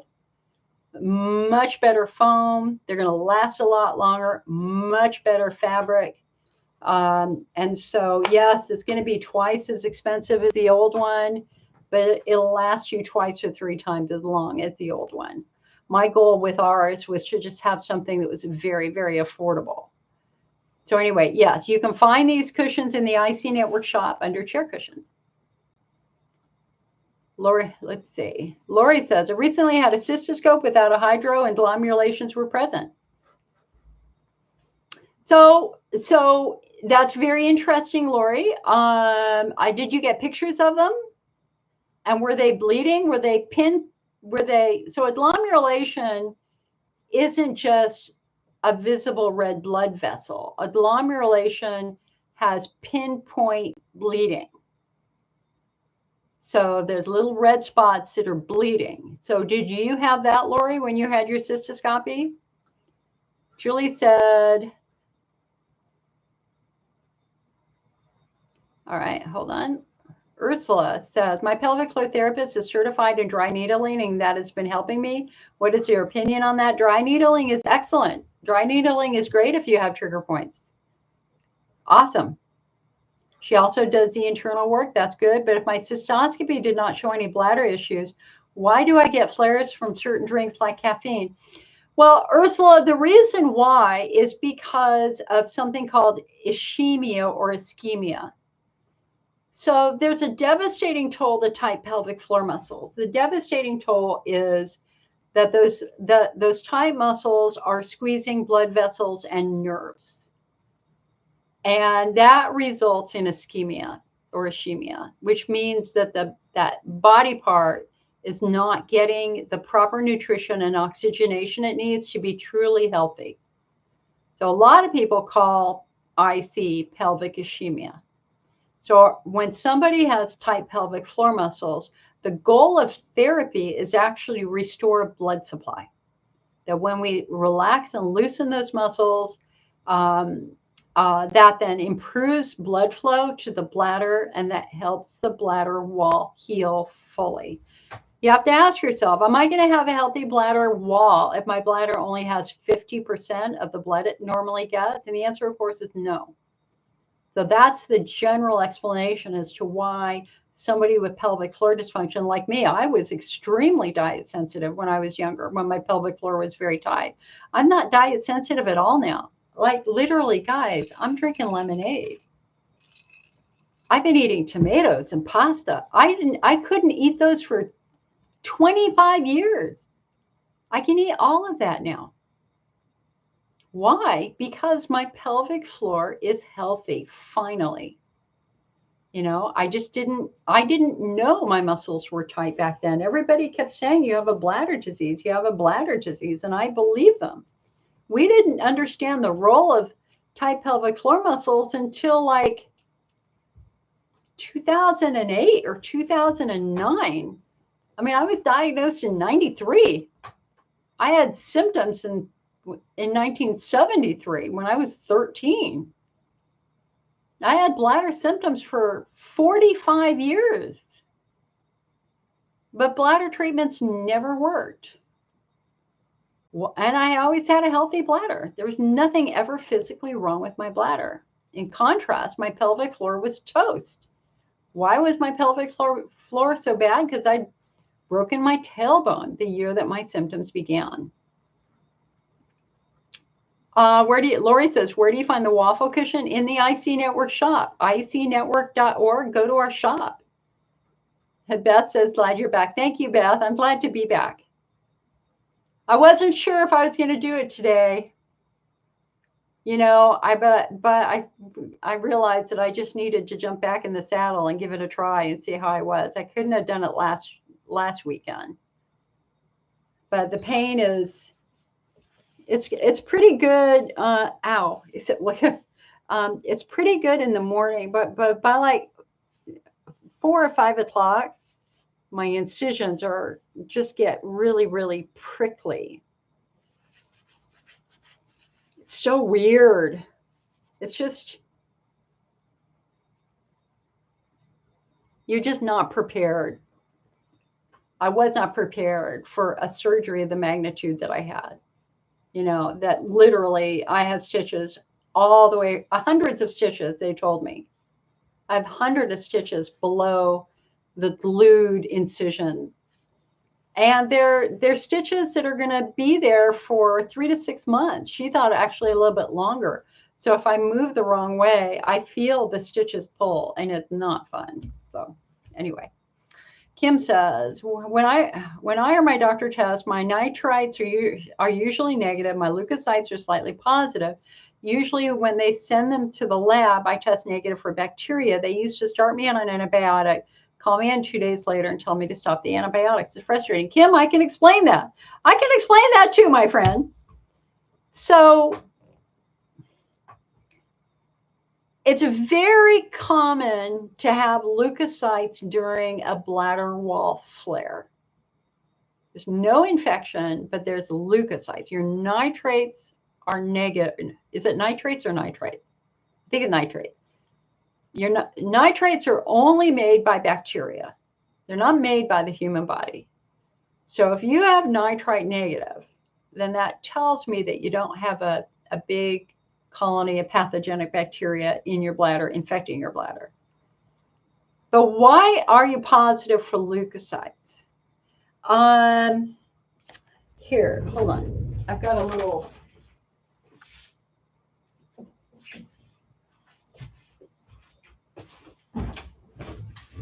Okay. So let's look at this.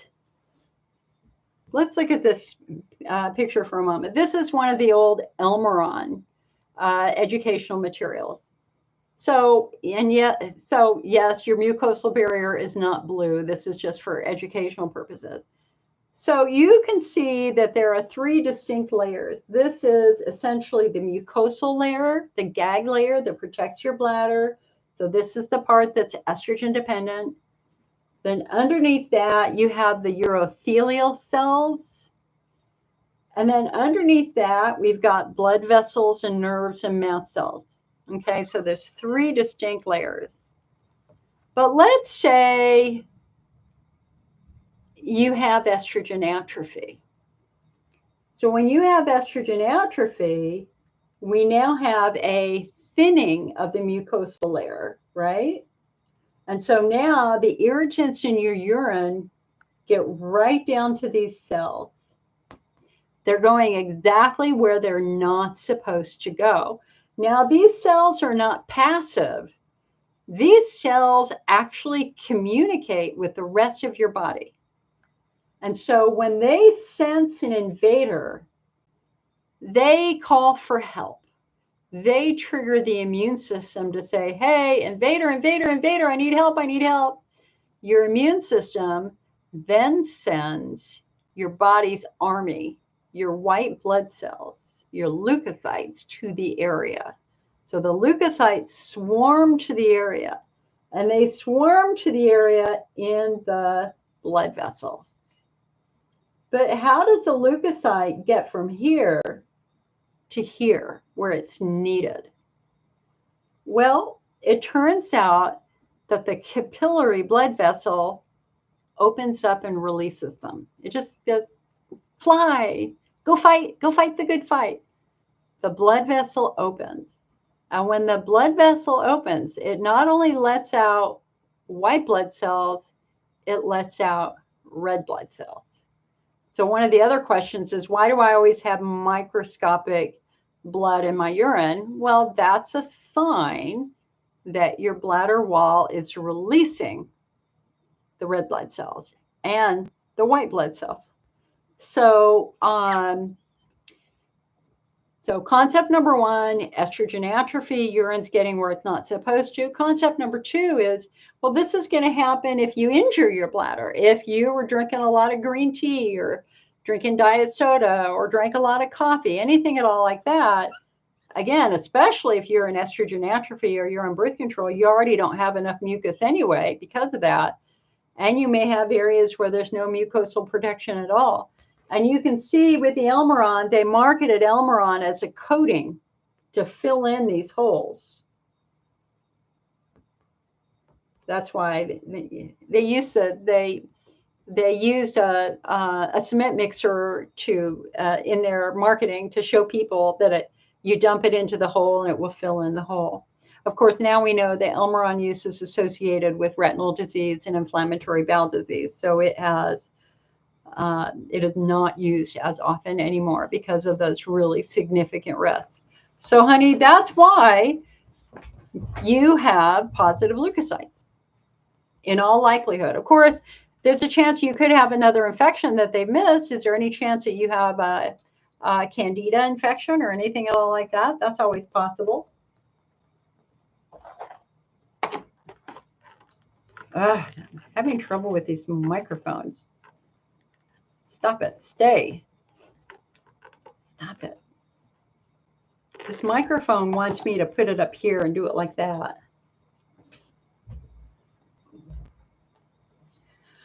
All right. We'll try that a little bit while I'm fixing the other one. Joe Johnson. Yes, we have somebody else who is marketing to another Facebook page. And so you are now banned from all live streams too.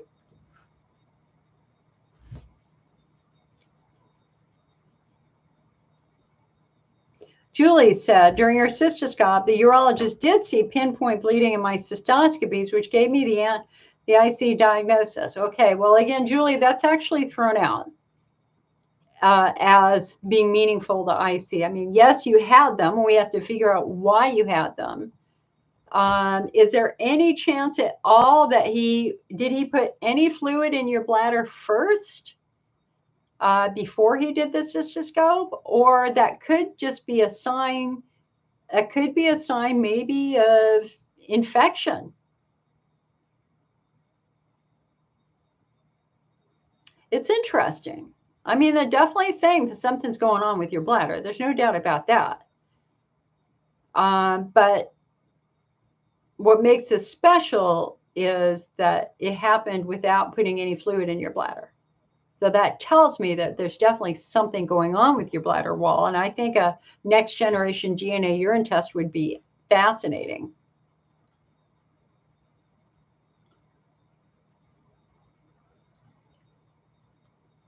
Anne says, so how come when I get checked for UTIs, they're always negative? And because it depends upon the type of UTI test you have done. Not all UTI tests are the same. There's a dipstick test, which is prone, is well known for causing false positives or false negatives. That's a quick and easy screen that they would do, say, in the emergency room. The second thing they can do is take a sample of urine and do a urine culture. The problem with urine cultures is that they miss a lot, because a urine culture, the operative word is culture here. The way they identify bacteria is by giving bacteria food to eat. So as I said when I started this meeting, I mean, my PhD, my senior project when I got my degree in pharmacology was the isolation of drug-resistant bacteria that I grew out like you would do in urine testing. So we had an agar plate, which is a round plate that had food in the bottom of it. And then I took my sample and I put it on the agar to see what would grow. But now we know that not all bacteria eat that food. So that is a self-limiting test that will only grow out the bacteria that eat that food. It will miss every other bacteria. And I have heard that it can miss up to 90% of the bacteria in your urine. So an infectious disease specialist is going to do what we call a next generation DNA urine test. So instead of trying to grow bacteria, instead, what they do is they take a urine sample and they beat it to hell to break up all the bacteria. So now they just have DNA, and they match the DNA to bacteria. And so a next generation DNA test is far more accurate, far more accurate. And the better thing about it is when they find a piece of DNA and let's just say it comes back to E. coli, they then compare that DNA to big international databases, and they will be able to say, this is E. coli resistant to this or drug resistant to that. And so you could, if it's really, really confusing you, you can always ask for a next generation DNA urine test, and that will tell us once and for all if you have a bacterial or a fungal pathogenic infection. Of course, there's a lot of bacteria that's important for the bladder that you're supposed to have. And then there's some bacteria that are bad for the bladder. I just put up on our website the Lactobacillus iners paper. They came out last year. We've been looking for the smoking gun. People were hoping, I mean, guys, they've been looking for bacteria as a common factor or cause for IC for the last 50 years. And they were hoping they would make a breakthrough like they made with stomach ulcers, which they found were caused by something called Helicobacter pylori. Well, now we know that stomach ulcers can be caused by bacteria. They didn't think bacteria could grow in the acid of the stomach. Now we know that it can. Well, they been searching in the urine of IC patients for exactly the same thing. Is there this new weird infection that everybody has?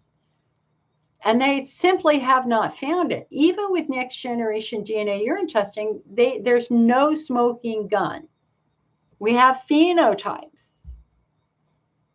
so there are people whose symptoms start after pelvic injury. There are people whose symptoms start after chemotherapy. There are people whose symptoms start after falling and breaking their tailbone.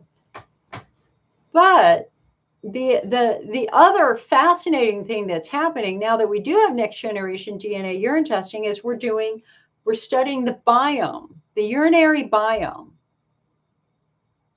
Because there are as many bacteria in your body as there are cells. our body, you are alive today. We are alive today because we have good bacteria living in our body. This bacteria nourishes us. It nourishes specific cells in the human body. It helps to activate the immune system. It helps to protect things. Bacteria are important to our long-term health. We need a good, thriving microbiome to break down food and do all sorts of things. So now that we have next generation DNA urine testing, they're now studying the biome. And one of the things that they've learned is the biome is different based upon the location on your body. So there's one colony of bacteria that lives in your mouth, another colony that lives in your bacteria versus a completely different colony that lives in your bowel. So we now know, of course, that there's a vibrant colony of bacteria that are supposed to be in the urinary tract. The bacteria in the urethra is different than the bacteria by the kidney. It's fascinating. I would love to go back to grad school and study this stuff. It would be so cool. I just can't justify the money. I'm just too, my brain isn't quite like it was when I was younger. Okay, so what our biome tests consistently find is that I see patients have a normal biome, but it's less diverse and it's abundant, overabundant in lactobacillus. And that kind of makes sense because if there's ever a group of patients who have been massively overexposed to antibiotics that damage the biome, it's the lower urinary tract patients. So I'm not surprised that we have less bacteria than we should, less diverse bacteria than we should. Okay, so again, a normal biome, less diverse, abundant in lactobacillus. And of course, lactobacillus is good bacteria, right? Maybe not. So we have this fabulous, one of the great new researchers working in IC is somebody named Dr. Ann Ackerman. She's at UCLA. She's a biome specialist. So she saw those studies, multiple studies that found this normal biome that's less diverse. And she's like, hey, I want to check that out. She did her own research. Like 80, 90 patients, took their urine, studied it. And at first, that's exactly what she found. Normal biome, less diverse, more lactobacillus. But then she did something nobody else had ever done. She applied phenotyping to it. And this is what she found. Patients who were pelvic floor driven, normal biome, nothing wrong. Nothing wrong. That's 85% of IC patients. Patients who had bladder pain were dominant in lactobacillus inners. That's a specific type. Patients who had pain not in the bladder but beyond the bladder, like vaginal pain, they had a lot more bacteria and they were dominant in E. coli. Okay, so let me say that again. Pelvic floor driven patients, normal biome, nothing wrong. Bladder pain patients, they had something that they had never seen before. They were dominant in something called lactobacillus inners, I-N, like think inner ear, inners, lactobacillus inner. Now, lactobacillus inners is fascinating because, again, lactobacillus is good bacteria. It controls fungus. It dominates the biome so other pathogenic bacteria can't grow. That's one of the, they consume the food so the bad bacteria can't get a hold. And they do a lot of other things like that. But lactobacillus inners, they hadn't discovered until 6-7 years ago. It's a brand new lactobacillus they'd never seen before. And it grew when they added blood to a culture medium. Fascinating. It eats blood. or something in blood, maybe. So now we have this new lactobacillus that nobody had ever seen before. It turned out that it doesn't do what other lactobacilli do. It does not control fungi at all. And it actually behaves like a pathogenic bacteria. It's like Prevotella, I think. It damages tissue. It damages tissue. Jenny, I don't think so. I haven't talked to them. I did talk to them about it. Jenny's asking, would it show up on a microgen test? It is showing up. So Lactobacillus inners, they have now identified it as playing a strong role in bacterial vaginosis. And the presence of Lactobacillus inners is associated with a more challenging long-term outcome as compared to a biome dominated by Lactobacillus crispatus, which is associated with great health. The presence of Lactobacillus inners is not good.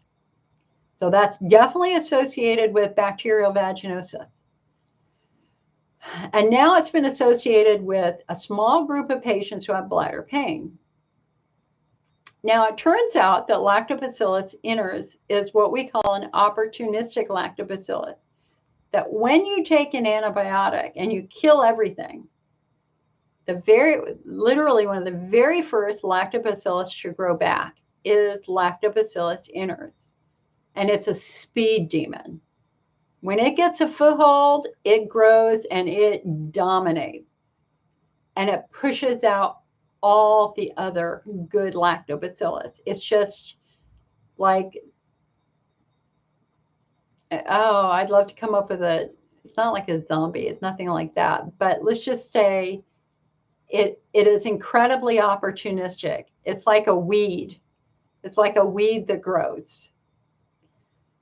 So at our 2024 meeting last June or last May, Dr. Ackerman was part of the IC class for other doctors. And she ended her presentation literally begging doctors, urologists to stop prescribing antibiotics for patients where they think there's an infection. She said, prove it first, because you are not understanding the long-term toll that antibiotics take on the biome, and that it's allowing Lactobacillus inners to dominate. So somebody asked, does this cause vaginal pain? Absolutely. Absolutely. That is well documented to play a role in bacterial vaginosis, especially more severe bacterial vaginosis that isn't responding to treatment. And of course, the more antibiotics you take, the more good things you kill, which you're now in a self-defeating cycle. Antibiotics, more inners. Antibiotics, more inners. You're trying to kill the inners. You're taking the antibiotics. You're creating more inners. So there are a lot of researchers working on this now. And as Kim said here, I always take extra probiotics when you're on an antibiotic. I've been on antibiotics 3 times this year. And me too, hun. Me too. Very important to repopulate your body with good bacteria whenever you're on antibiotics. Because we have got to not allow the Lactobacillus inners to take control. So this is, and Julie said, I'm most likely Lactobacillus inners, tons of antibiotics since you were a kid. My vagina feels like my bladder did, and lower bowel, damaged nerves and muscles too. And Jenny said, does Lactobacillus inners cause only urinary symptoms, or would one have vaginal issues too? Yes, you would have that. You could have vaginal issues too.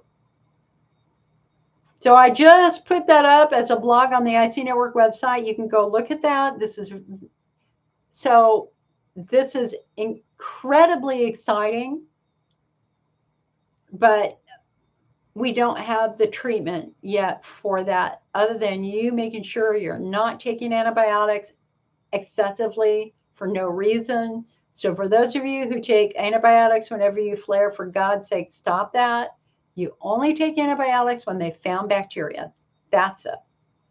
And number two, making sure you're on a really, really, really consistent probiotic regime, because we've got to repopulate your body with the good, healthy bacteria and lactobacillus rather than this one single pathogenic lactobacillus. Kim says, I learned the hard way. I had C. diff. I never go a day without taking probiotic. Anne says, UTI sent out to 2 labs, always mimics UTI, but your doctors don't get involved with microgen tests. Well, that doesn't mean you can't, hon. You can call the company.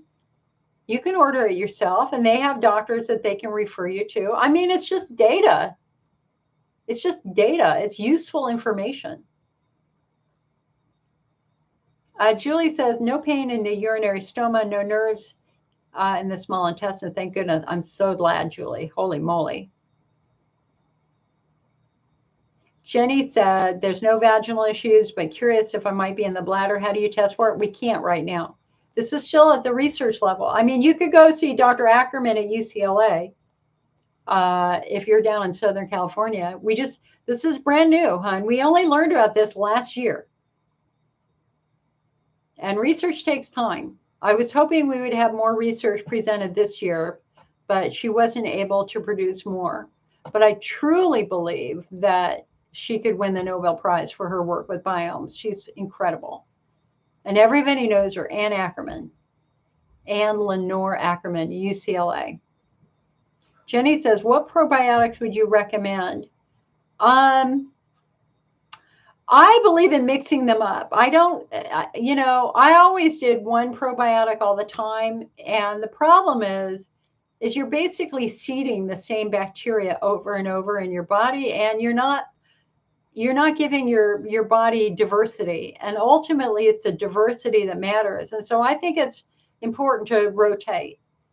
I mean, pick one brand. You could go Culturelle, then you could do this, and you could do that. Just every month or two, switch it up. And remember that the best probiotics actually are the ones that are refrigerated, because probiotics die when exposed to heat. So although some companies argue that that's not necessarily the case, but let's get some good beneficial bacteria in there. Tracy says, do you believe IC is related to vulvodynia? I was diagnosed with IC in 21, vulvodynia in 23. I'm a mess. Yes, it is, Tracy. How old are you, hon? How old are you?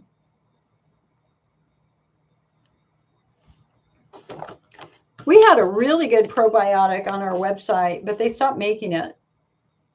All right, you guys on YouTube, you're a little quiet here. You're just a wee bit on the quiet side. Okay, so you're 53. Okay, so Tracy, the very first thing we're going to think about with vulvodynia with a 53-year-old is estrogen atrophy. So vulvodynia. Vulvo means vulva, dynia means pain. So you have pain on your vulva. The question is, what's causing that pain?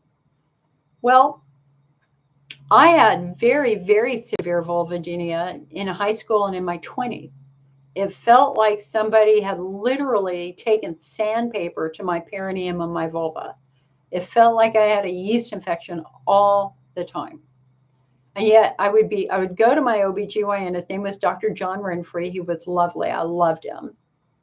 And he would say, Jill, I see nothing wrong. You just have the most sensitive skin I've ever seen in my life.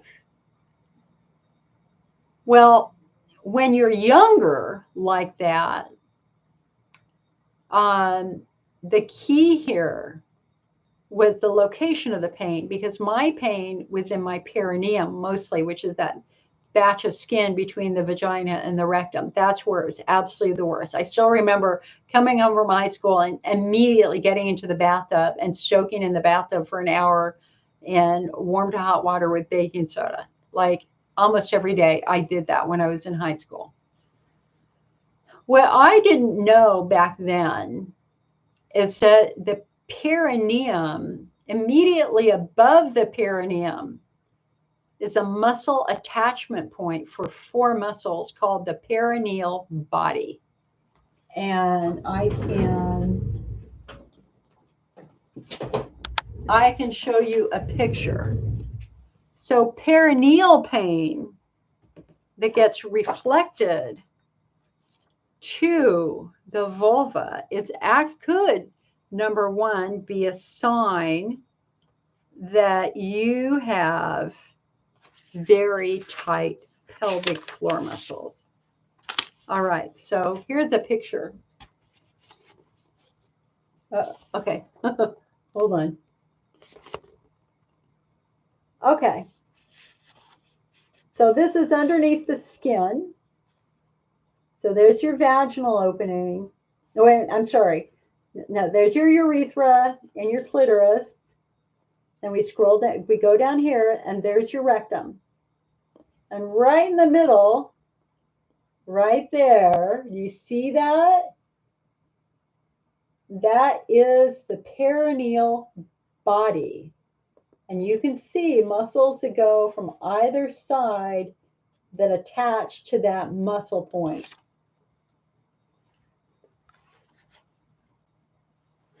It's not as easy on Facebook. I'm not sure if you guys quite saw that as well on Facebook, because I have two separate cameras I've got to work with. So if your muscles are super, super tight, they squeeze the nerves in the vulva and they squeeze the blood vessels in the vulva. And that has long been connected to vulvodynia. Okay. But the other problem is skin health. Honey, you're 53 years old. You are in estrogen atrophy. Your skin is getting drier. It is getting drier and thinner. That nice thick coating of mucus that normally protects that skin is thinning. If your urine feels hot while you're peeing, which we call urine burn, that's a classic symptom of estrogen atrophy on the vulva. It just means that your skin can't defend itself as well because you don't have the mucus, because you don't have the estrogen which your body needs to make mucus. So they would normally give you estrogen. So she says, no atrophy. I'm on vaginal estrogen 2 times a week. My pain is at 6 o'clock. I use my wand every other day. Okay. Okay, so question number 1, does your urine feel hot while you're burning? I mean, does it feel hot like it's burning you on your vulva?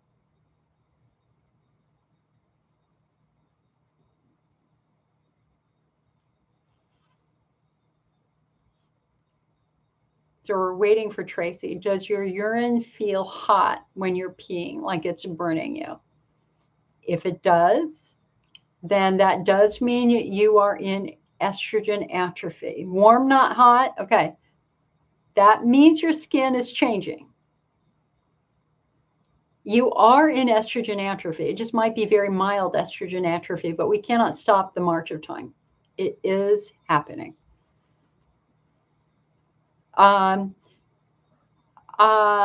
Frey says, my urine feels burning hot only after going in a chlorine pool. Well, Frey, it depends on where the burning is. If the burning is on your vulva on the outside, then that just means that chlorine has irritated your vulva. If it's on the inside in your urethra, that means that you pulled some pool water into your urethra and it's probably irritated the skin in your urethra. It's just to pee out. Okay, so it's probably just skin irritation from that, from the chlorine. That's all. That's why we always tell you, get out of the pool, get out of the wet swimsuit right away, go take a shower, rinse yourself off. You want to get all that chlorine residue off of your body.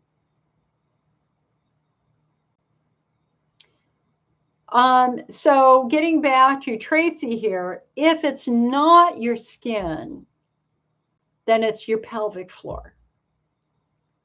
And so let me ask you this. When you go to urinate, can you start your stream right away, or do you hesitate 5, 10, 15, 20 seconds before you can relax enough to release urine? Can you pee like a horse on command, or do you stop and start and hesitate? Tracy says, I believe it's my pelvic floor muscles. I wake up clenched every day. So have you gone to a physical therapist? Have you had a pelvic floor assessment yet?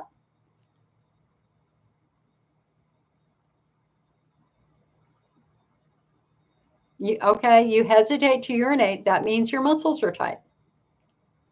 That definitely means your muscles are tight. See, that's a trick question I ask people when I'm doing my coaching sessions with my patients. The trick question is can you pee on command, or do you have to wait 5, 10, 15, 20 seconds before you can relax enough to release urine? The trick is in the word relaxed, because it's all about relaxing muscles to let urine come out. You were in physical therapy, but you stopped. Why did you stop, hun?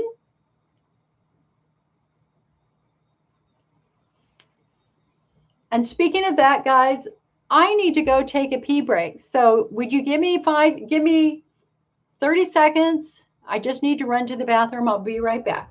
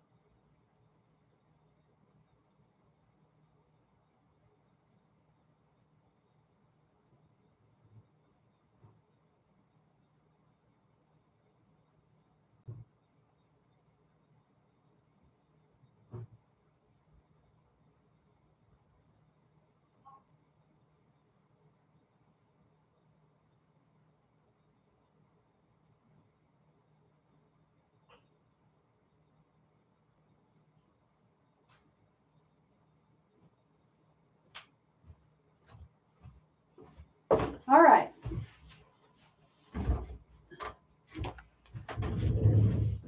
Okay, so honestly, it took 10 seconds for me to even release urine.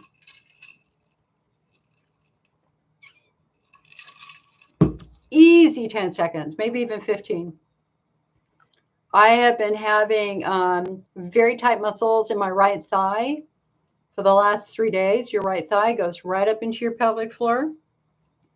I always know how my pelvic floor muscles are doing by how I pee.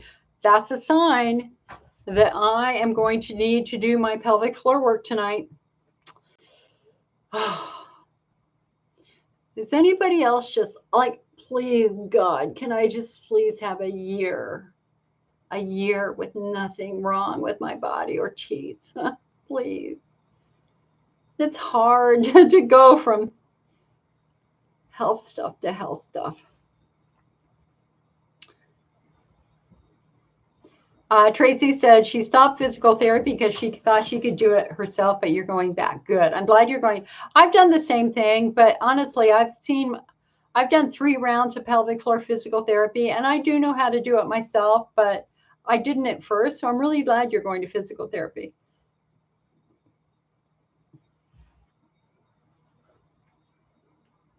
Jenny says, well, here, hold on.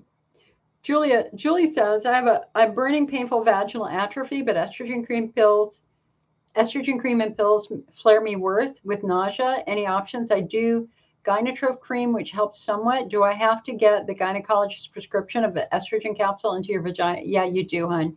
You got to work with you have to work with your gynecologist. You may be one of those patients where you're very sensitive to some, so you got to try a lot of things until you find the thing that works for you. But just like there's a devastating toll to tight muscles, there's also a devastating toll to drying skin. Because the more it dries, the worse it gets and the more burning it gets. That's why we really try to reinforce to women, please don't stop your estrogen cream because it's burning you at first. It's very easy to get scared by that burning at first, but that burning means your skin's very, very dry. You have to power through that for a couple of weeks and it will go away as the skin gets healthier. At least in most people it will, but again, we're all different, and what works for you might not work for me, vice versa.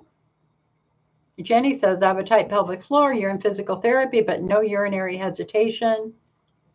Does a tight pelvic floor always cause urinary hesitation? No, because you can be tight in different areas. Remember, you've got muscles on the left side, you've got muscles on the right side, you've got muscles that are in the front, you've got muscles in the rear by the rectum, you've got shallow muscles, and you've got deep muscles. And so there are a lot of different muscle groups down there, any one of which could be tight. Some are going to cause more urinary issues, some aren't. Like when my piriformis muscle gets tight, I do not have urinary retention from that at all. What I get is pain in my left butt cheek. And if it gets really bad, I'll get sciatica down my left leg. That's from a tight tight piriformis muscle.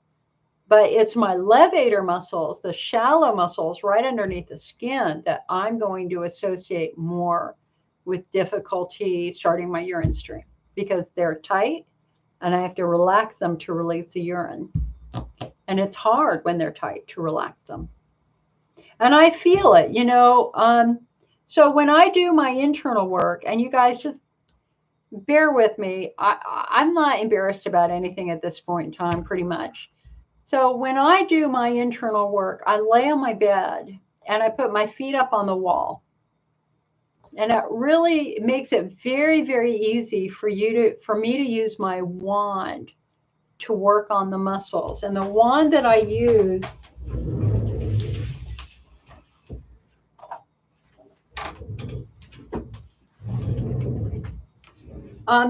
there are lots of different types of wands. Whoops.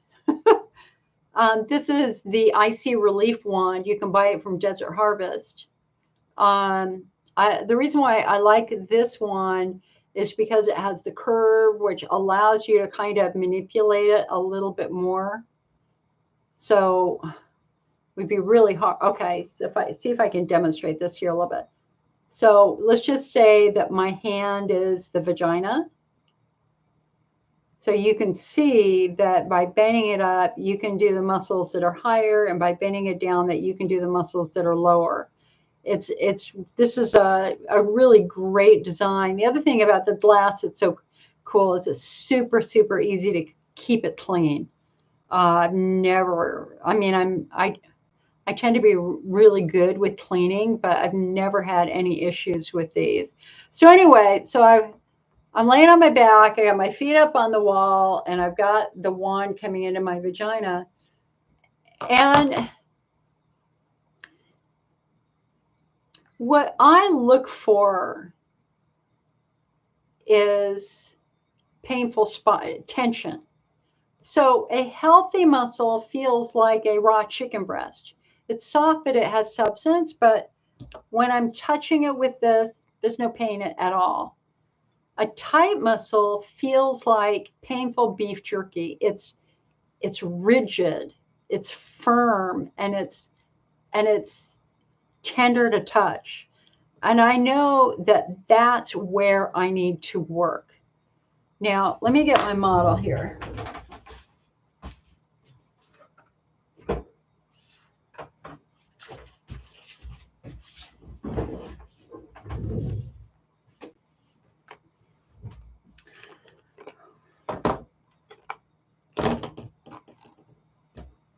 Okay. Pelvis, eh? Let's introduce you to your pelvis. So this is the front. Okay. This is the back. We've got the spinal cord.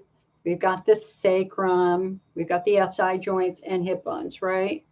So if you look from the top, and this is the pubic bone, and it's actually two bones that are connected here. Okay. If we look from the top, you can see that the pelvic floor is flat. The muscles stay on top of the bone. Now, whenever your physical therapist says you need, it's time for you to learn how to do it yourself, and you try it, you're like, I don't know how to do this. I have no clue how to do this. And you stick it in there and you push around and you're like, I don't know. I'm done. I don't know. Please, this is creepy. I don't want to do it.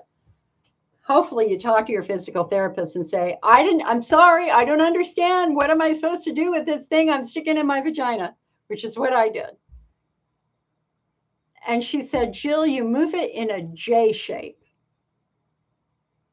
And I'm like, a J, a J, a J. So I go back home, drop trow, try it. A J? This makes no sense. Where's the J? And you're like sticking your hand in there going, a J? I didn't get it. You're sticking your wand in there. And finally, it was this book. Breaking Through Chronic Pelvic Pain, with all of its diagrams, which finally helped me understand the J shape. So look at it from the back. Your tailbone is basically the center of your pelvis. It's the anchor. Your tailbone is not hanging there. It does work. It actually, just like it works in an animal, it works in us. You can see that a lot of muscles attached to the tailbone. It balances, it shifts when you stand, it's amazing what the tailbone does. But it is essentially the center of the pelvis. So you've got muscles that go this way, and you have muscles that go that way. That's the J shape. So on the inside, you've got a J going up this way, and you've got a J going up that way. So if you start at the tailbone and you kind of go up and around like that, there's your J shape. And so with the wand, you can see there's your J shape. It's so hard to demonstrate it. Hopefully your physical therapist will spend a little bit of time with you to help you understand this a little bit more. And of course, if anything hurts hard, you get a sharp nerve pain, back the F off. You're going too hard. You never push hard. It should never hurt. Your movement should not be triggering more pain. For me, it takes about two minutes of gentle touching with my wand to get the muscle to release and relax, and the pain goes away. So like I had a really bad pelvic floor flare after my surgery. Because I was on pain meds and I was sitting in my recliner for 20 hours a day, and my muscles were toast. It was getting harder and harder and harder for me to relax enough to release urine. And so I finally, like 3 weeks after surgery, went in my bedroom, dropped trout, put my feet up, and it's like, oh my God, my muscles were just so tight. And I was just getting harder and harder for me to pee. And again, even then, less than 5 minutes of work and the muscles relaxed enough and I was fine. And then the other night I woke up, I don't know, like a week ago, and I felt like I kept needing to pee, but there was nothing there. And then I just like, wait a second, check your muscles. At 2 a.m, I was like, I got up. I could feel that vaginal burning that sometimes happens with pelvic floor dysfunction that was just making everything down there very upset and angry. And so I went and got my wand, laid on my bed, 2 a.m, put my wand in there, and oh my God, my muscles were so freaking tight. It was ridiculous. So there's a tremendous advantage in you learning how to do it at home, because then you don't depend on it and you don't have to sit in pain for 2 weeks or a month before you can get to somebody to do it. You can learn how to do it yourself. There's just a bit of a learning curve, and you'll never figure it out on your own. You have to start with a physical therapist first. because they're the ones who are going to identify the muscle group. Is it on the left side? Is it on the right side? Is it shallow? Is it deep? That are going to give you the guidance that you're going to need so that you can eventually do the work yourself.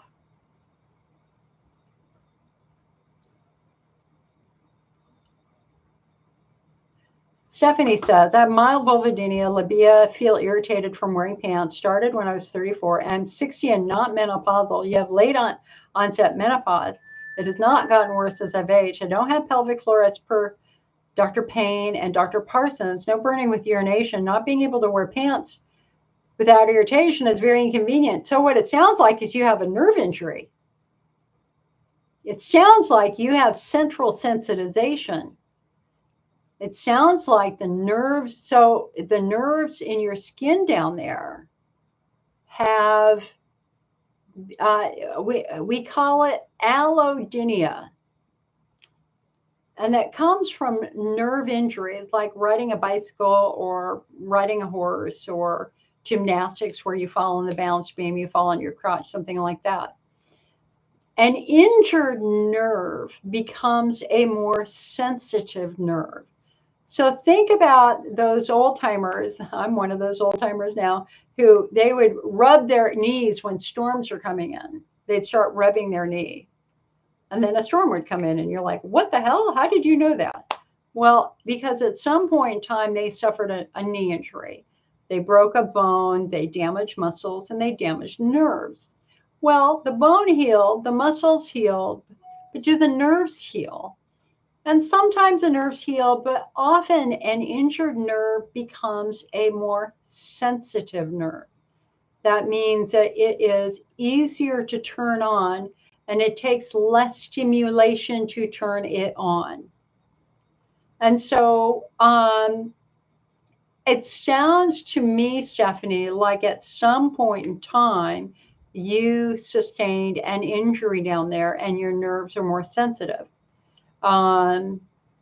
If you had IC and or IBS and or vulvodynia and or TMJ and or migraines and or fibromyalgia, then if you have two or more of those conditions, that is an injury to the central nervous system that is characterized by very, very sensitive skin. So that would be my guess. If they've ruled out pelvic, now listen, Dr. Parsons is not known for pelvic floor at all that I'm aware of. But Dr. Payne was a great diagnostician before he retired. So if he said you don't have pelvic floor dysfunction, then I think that that's solid. But I also think that if this is persistent, having one last assessment from a fully certified pelvic floor physical therapist and pelvic floor work would not be a bad idea. Could you have a nerve compression somewhere? Could you have even a fibroid tumor pushing on a nerve? Could you have a bulging disc in your back like I do? Something is triggering the nerve in your vulva. Or it was triggered at one point in time and you're dealing with legacy sensitivity.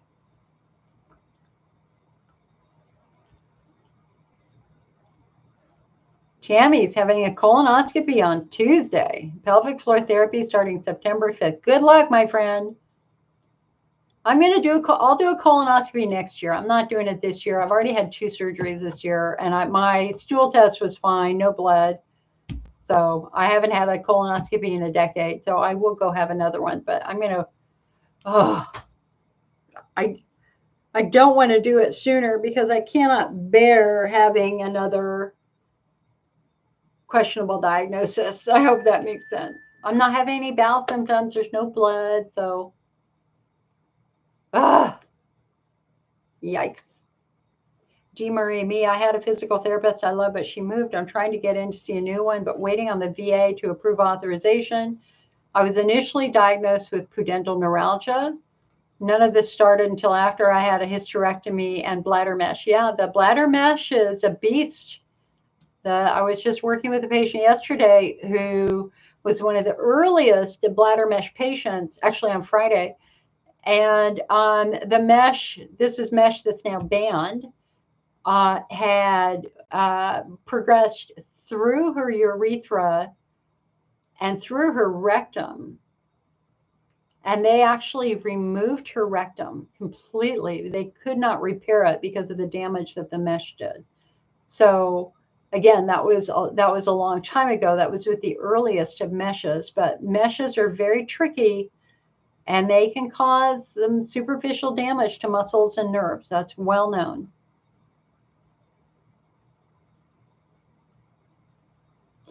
Stephanie said, IC is a damaged gag layer category. Well, remember, we phenotype now. Not everybody has a damaged gag layer. That's only bladder wall-driven estrogen atrophy or Hunner's lesions or chemocystitis. And that's actually the smaller subset of the total IC patient population. Tracy said, I use a Vagifem fill inserted because topical estrogen burns. That's a really... Tracy, thank you for bringing that up. You know, there are some patients who just cannot tolerate the creams for one reason or another. And you could definitely go for the Vagifem pill that you put in your vagina instead. The only challenge with that is that it doesn't give you the flexibility of using that cream maybe around your urethra if you're having a little urethral sensitivity.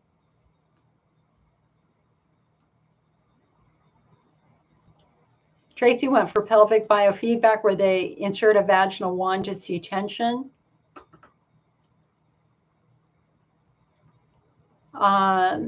Okay, I personally, you know, what the research shows is that it's a hands-on physical therapy that is the most successful. See, look, I just got twinged. Whew. Why does that happen? Just like 4 o'clock, late in the afternoon, I get a little twinge right across my incisions. Ow. Tracy said, how many minutes should we work on the muscles? Like 5. Kayleen says, and leave if your physical therapist doesn't do internal work. Completely agree with that. If you have a physical therapist who refuses to do internal work, that tells me they're not trained. A great place to find a physical therapist is at a website, pelvicrehab.com. Short for rehabilitation, pelvicrehab.com. Great searchable database by zip code. Stephanie, competitive gymnast. Yes, honey. Yes. That is going to be one of our biggest risk factors for pelvic floor dysfunction. And you know what's interesting? You know, you look at Simone Biles. I adore gymnastics. I'm wearing my Olympic shirt right now. I love athletes because I was an athlete at one point in time. And nobody understands the amount of work that they do. And Simone Biles is a beast. She is incredible. But there is an undeniable toll that physical therapy takes to the body. And I was shocked. Mary Lou Retton had both of her hips replaced at the age of 28. I mean, her hips didn't last her through the age of 30 with all the damage she did. And so you've got the impact damage from floor exercise to the muscle damage that it can occur from any sort of injury and workouts and all that sort of stuff. So our biggest risk factor for long-term pelvic floor dysfunction is a history of athletics. You know, in gymnastics,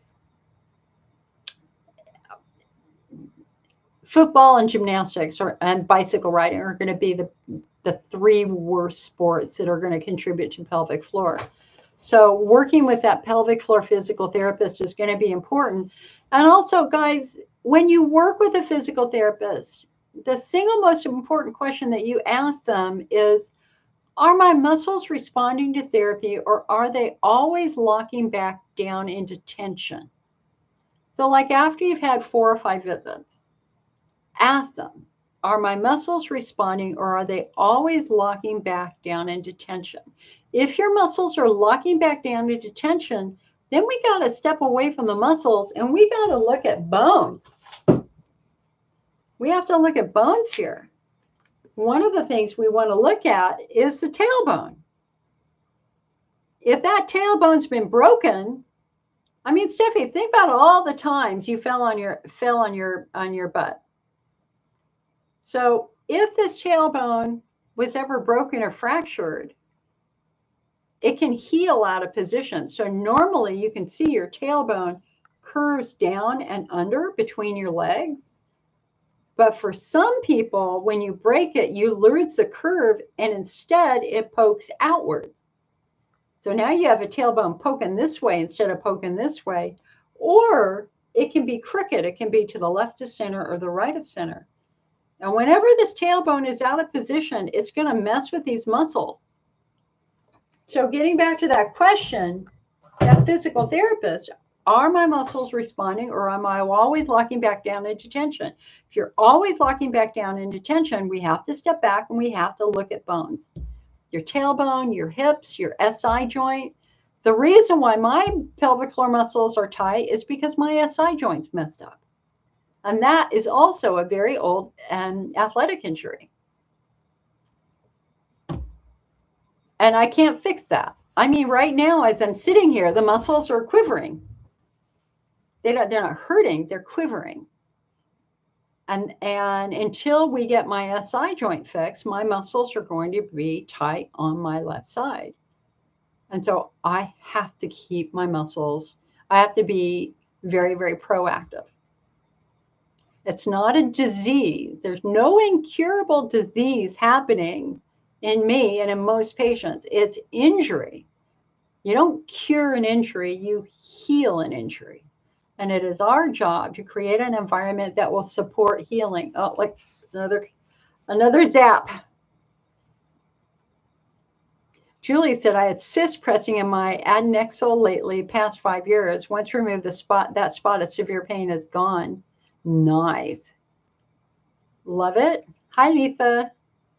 Julie says, I will never agree to mesh anywhere. Yeah. Dee said, I ended up having bladder mesh removed several years ago. No one believed that was causing my pain. The pain prior would feel like somebody was taking razor blades to my vaginal area. It's gotten better, but I still have pain. I've never used a wand or dilator. Do you recommend the wand? Yes. Well, they do different purposes, you know. So if your pelvic floor muscles are just really, really tight and like you can't even get a finger in there, you wouldn't be the only one. You would start with a dilator first. You'd have a really, really small dilator, and you would just have to do a lot of deep breathing and work and to try to help these muscles open first. And then once they're open to a certain size, then you can use this. Connie says, I look great. I've been praying for you. Girl, there's a lot of makeup going on. The bags under my eyes are real. Dee says, can an SI joint cause pelvic pain? Absolutely. She has Ehlers-Danlos syndrome and was told she needed her SI fused because it's always subluxing. Yeah, and see, my SI joint subluxes too. And sometimes I have to lay on when it gets really bad and the pain is really, really, see, normally your SI joint is like this. I mean, okay, so your SI joint is right here. It's the joint between the sacrum and the hip bone.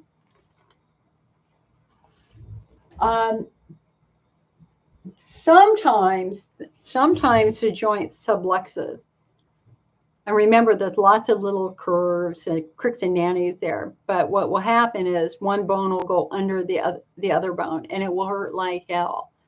And then you have to release it. And the way I release mine is I lay on my stomach on my couch, and I hang my left leg off of the couch, and it kind of stretches it back out and gets it back in alignment. There's a lot of videos on that from physical therapists.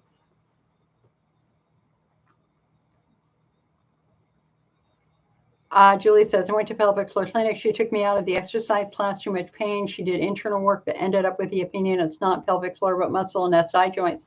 See, now, Julie, girl, I got to tell you, I had something very similar happen. So, you know, when I was younger, I could sit at this computer for 10 hours in a row. And I built the IC Network website. It was all custom coding back then. I did the content, but I did the computer programming. And I loved sitting there and solving this puzzle. But what happened in my 40s is it started getting harder to sit.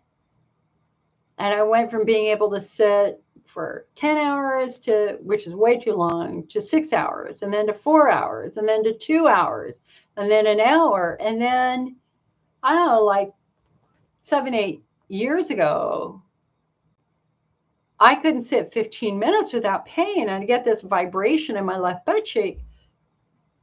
And my doctors kept saying, well, you have a torn muscle. It's a torn muscle, Jill. You know, you were an athlete.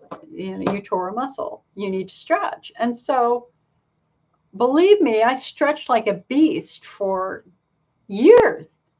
But it didn't do a damn thing, and it was getting worse and worse and worse. And then my Kaiser Permanente had said, well, we need you to take these classes. So I take all the classes in physical therapy, and they kicked me out of the first class going, you're too good. We cannot help you. You can already do everything we're teaching all of our other patients. And finally, one of them said, Jill, you need to go to a sports physical therapist. We cannot help you. And so I went to the best sports physical therapist I could find. And within 5 minutes, he found the problem. He said, so I wasn't walking. So this was so interesting. I mean, because if you go back and look at those videos, I'm struggling to sit. So this new physical therapist, who happened to be the physical therapist for the Olympic tennis team, and I was a professional tennis player for a brief period of time, because I wasn't that good. I was kind of good, but I wasn't that good. So he had me walk down a hallway. And he goes, do you realize when you walk, you curve to one side? So I was walking like this, right? I was favoring one side like this. And I'm like, no. He goes, go down the hall, walk again. He goes, yeah, you're totally favoring one side. And then I showed him what the physical therapist was having me do, which was these massive pelvic floor stretches. And he like literally yelled at me, and he goes, oh my God, stop what you're doing immediately. Stop it. Don't do that. Don't do that. I'm like, why? He goes, it's your SI joint, hon. And you're actually stretching out the muscle that would normally help stabilize your SI joint. And it turned out the physical therapist at Kaiser had me doing exactly the wrong exercises that made it worse. And he switched them up. And within 3 months, I could sit for 4 hours. It's crazy. And so I'm just like you. It was my SI joint. It was not my pelvic floor that was making it hard for me to sit. It was my SI joint. And so, again, when you're working with that physical therapist, you ask them, am I responding to therapy, or am I always getting tight? If you're always getting tight, we got to start looking at your bones. You got to look at your tailbone, your hips, your SI joint, your knees. If you walk with a limp, you're contorting your pelvis. But what Dr. Weiss found in his clinic, and this is my Bible, this is the best book you could ever read, for the people who always struggled with long-term muscle tension, 95% of them weren't walking normally. They had an ankle that was rolling in, an ankle that was rolling out. They were pigeon-toed, that were duck-footed. Any mistake down here in your feet gets reflected right back up your legs into your pelvic floor. So, for example, I was working with a patient with really severe pelvic floor dysfunction and pelvic pain. And she was born with a club foot. So she didn't have toes on one foot. And she could not walk normally at all. And that was why her muscles were so incredibly tight. So again, if your muscles are tight, no matter what physical therapy you do, we have to look at bones. We have to look at your feet. We got to look at your knees. And this is the book to get. Breaking Through Chronic Pelvic Pain. Fabulous, fabulous book. And you can get the book in the IC network. It's $6 cheaper than it is on Amazon because the author is a friend of mine. So I get a deal, which means you get a deal.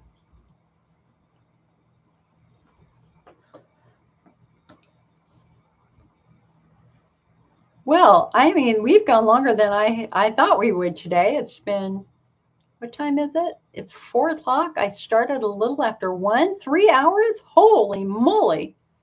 I'm shocked. I'm shocked.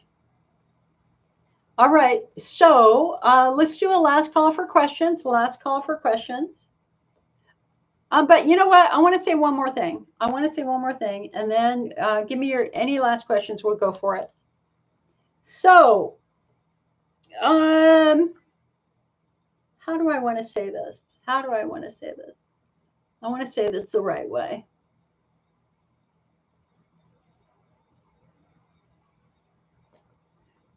Let's see. Can I discuss frequency issues? Yes, I would be happy to discuss frequency issues. Sorry, I just want to try to get this off of my head. Here, hold on. I need a brush. I'll be right back.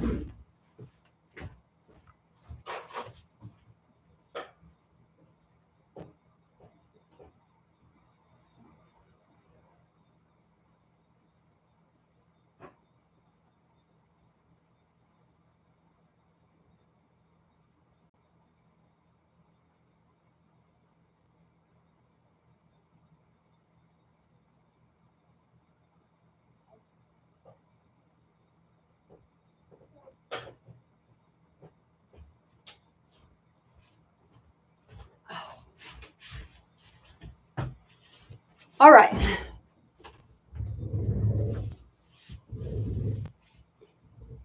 You and I have a responsibility. Our responsibility is creating an environment that will support healing physically, mentally, and emotionally, because they're all interconnected.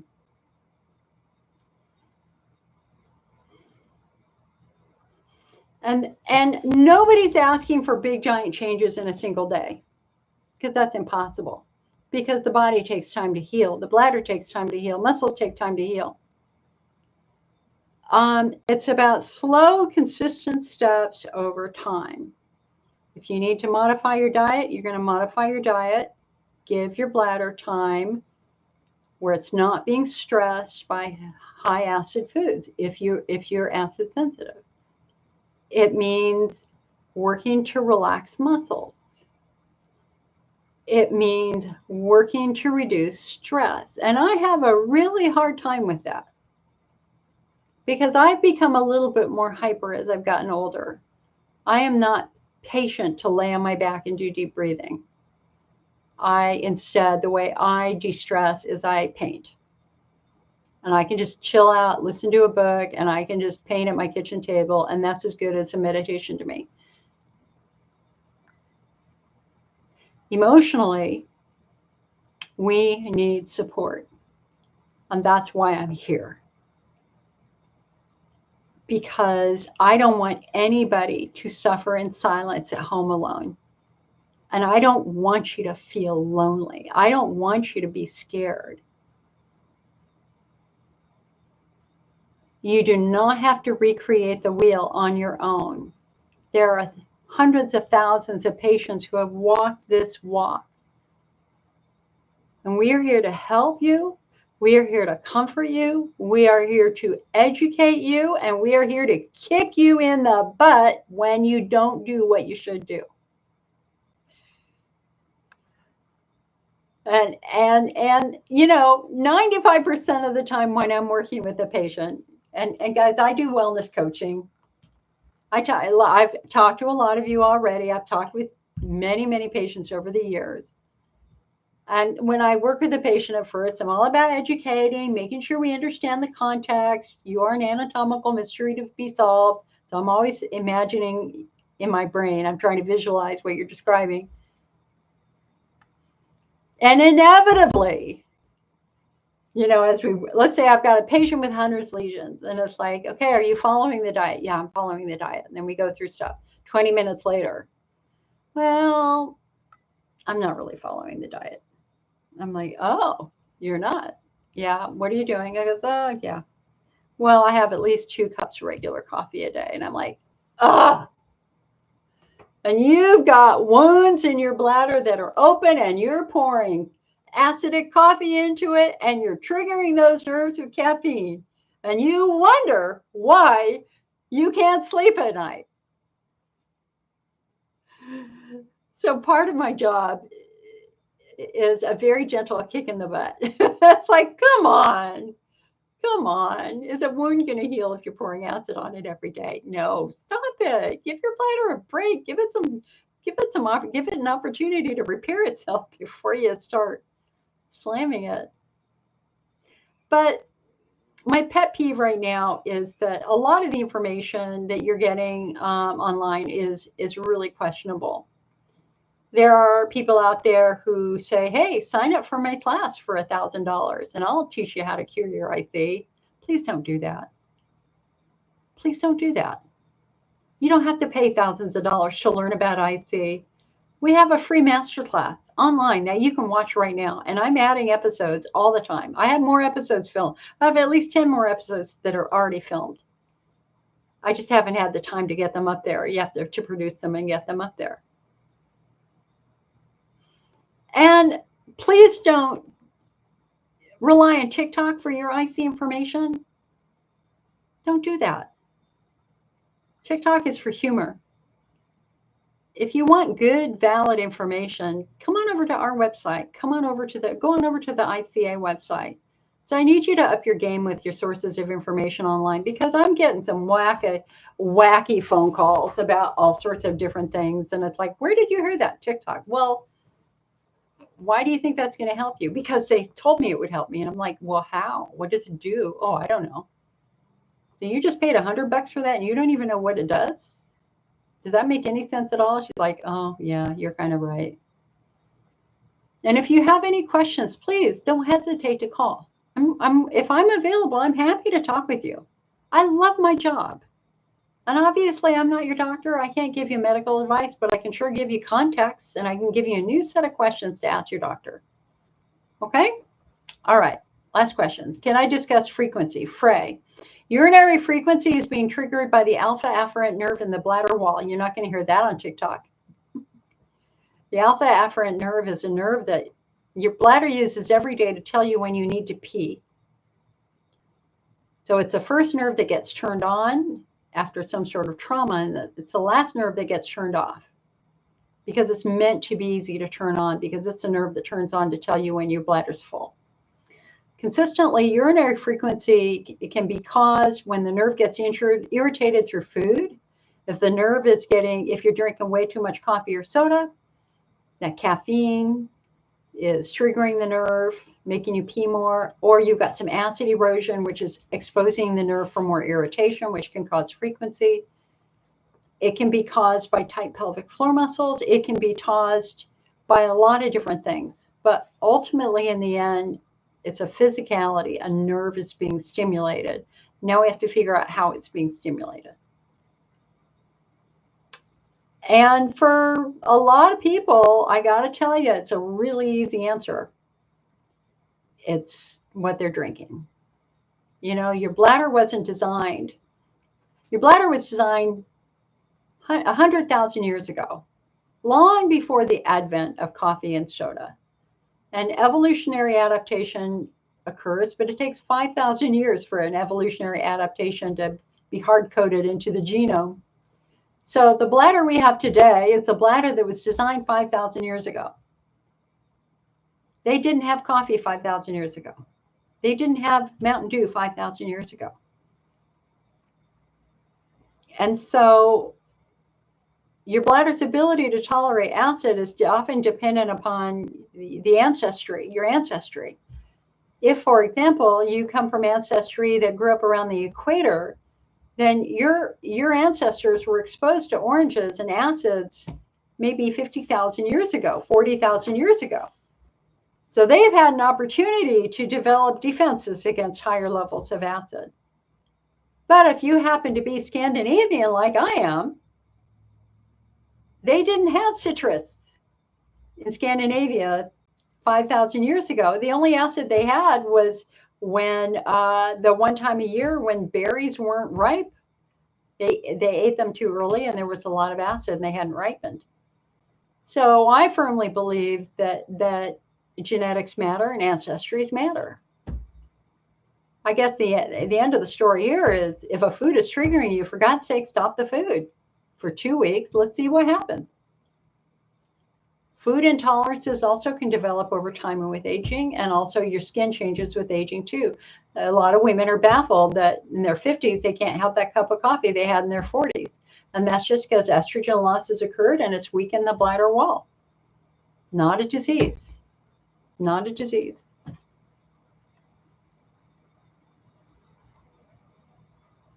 Cindy said, I had COVID last week, took Paxlovid, never had one single spasm or pressure issue, finished the meds, and boom, it's back. What's in the Paxlovid that might be an answer? Well, is it now, Cindy, my friend, that is very, very interesting.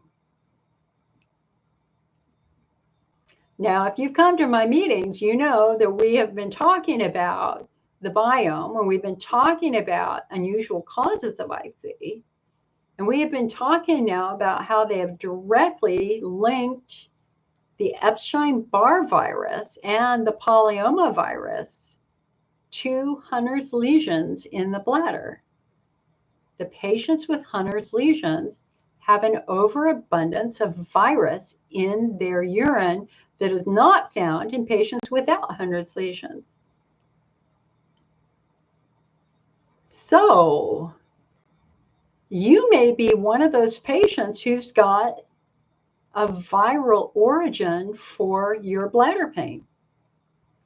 And you took the Paxlovid, it suppressed the virus, you're good to go, you're off of it, now the virus is back.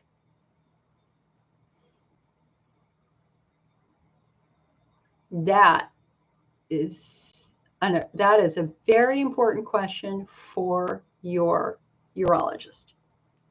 They might want to do a next generation viral test or some blood testing to see if you have antibodies to Epstein-Barr, you've got signs of Epstein-Barr. And at a minimum, I would consider adding a lysine supplement. You know, I have herpes. My ex, well, I've had herpes since I was a kid, you know, where you get canker sores. And then my ex, God bless his soul, served in Desert Storm and came back. And after we made love, the roof of my mouth was covered. Like I had 100 canker sores at once. They were all herpes. I mean, I went to an infectious disease specialist because we thought it was something funky from the Middle East. And it was, obviously, but it was a weird variant of herpes. Anyway, the infectious disease specialist said, take lysine. Lysine inhibits viral growth. And so I've done that now for 30 years. And lysine cuts down viral infections by half for me. I use a product called Super Lysine. I have it as chapstick, but I also have drops that I put in water and I gargle with it. And that would be an interesting experiment to see if a little bit of lysine was helpful. Lysine is an essential amino acid. You can just Google lysine virus and you can read that research yourself. It's over the counter. I'm not aware of any side effects with it. I would chew up lysine pills and just suck on them to deal with the canker sores in my mouth. And now, I've got the liquid lysine and I just gargle with it. And I do it recently. It's what I do because I get so many canker sores. In fact, I have one right now on my lip from biting my lip. Oh, see, now I touched it. God darn it. Hold on. I got to go wash my hands.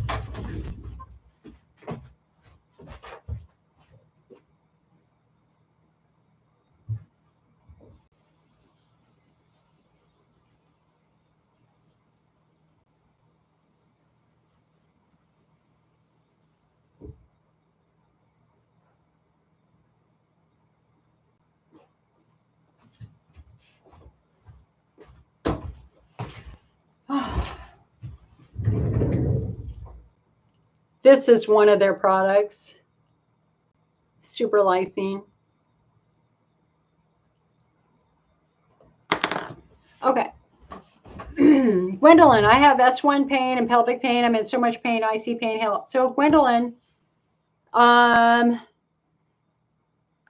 number one, have you had a pelvic floor assessment? I mean, you need to start with phenotyping. We need to figure out what your underlying cause is. It could be estrogen atrophy. It could be this. It could be that. It all begins first with trying to figure out what your phenotype is. So if you want, you can give me a phone call this week, and I'd be happy to try to work through that with you so we can figure out where this pain is coming from. Melissa says tea, black and green is a big trigger for me. Yeah, even herbal teas. Green tea is brutal. A lot of people they think green tea is really good. Green tea is very acidic. It's definitely bad. But a rooibos tea or a peppermint or a chamomile tea are the way to go. And I have all three in the IC Network store. We have a great shop online. Julie says, foods still trigger me systemic even without my urinary bladder. Yeah. Yeah, we got sensitivities there. Frey, it's the alpha afferent nerves.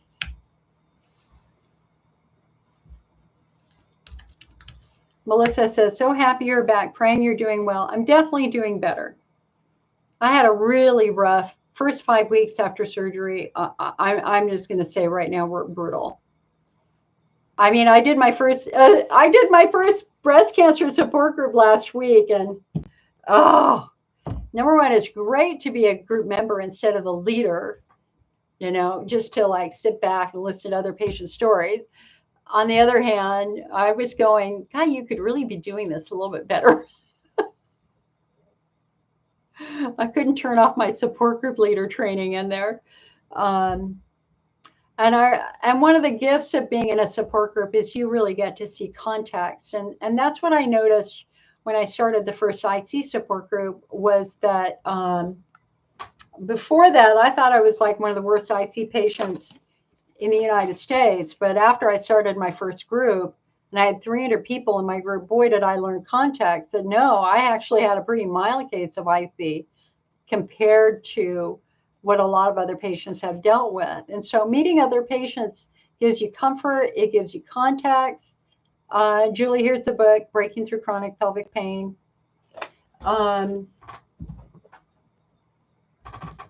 It gives you really, really important education. And what I think the most important thing that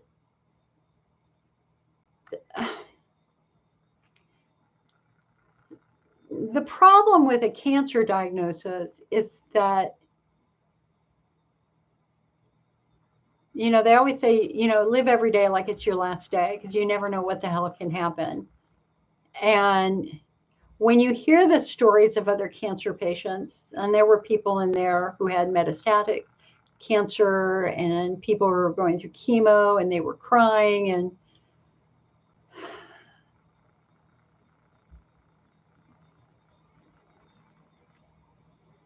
it wasn't as comforting as it should have been. I think that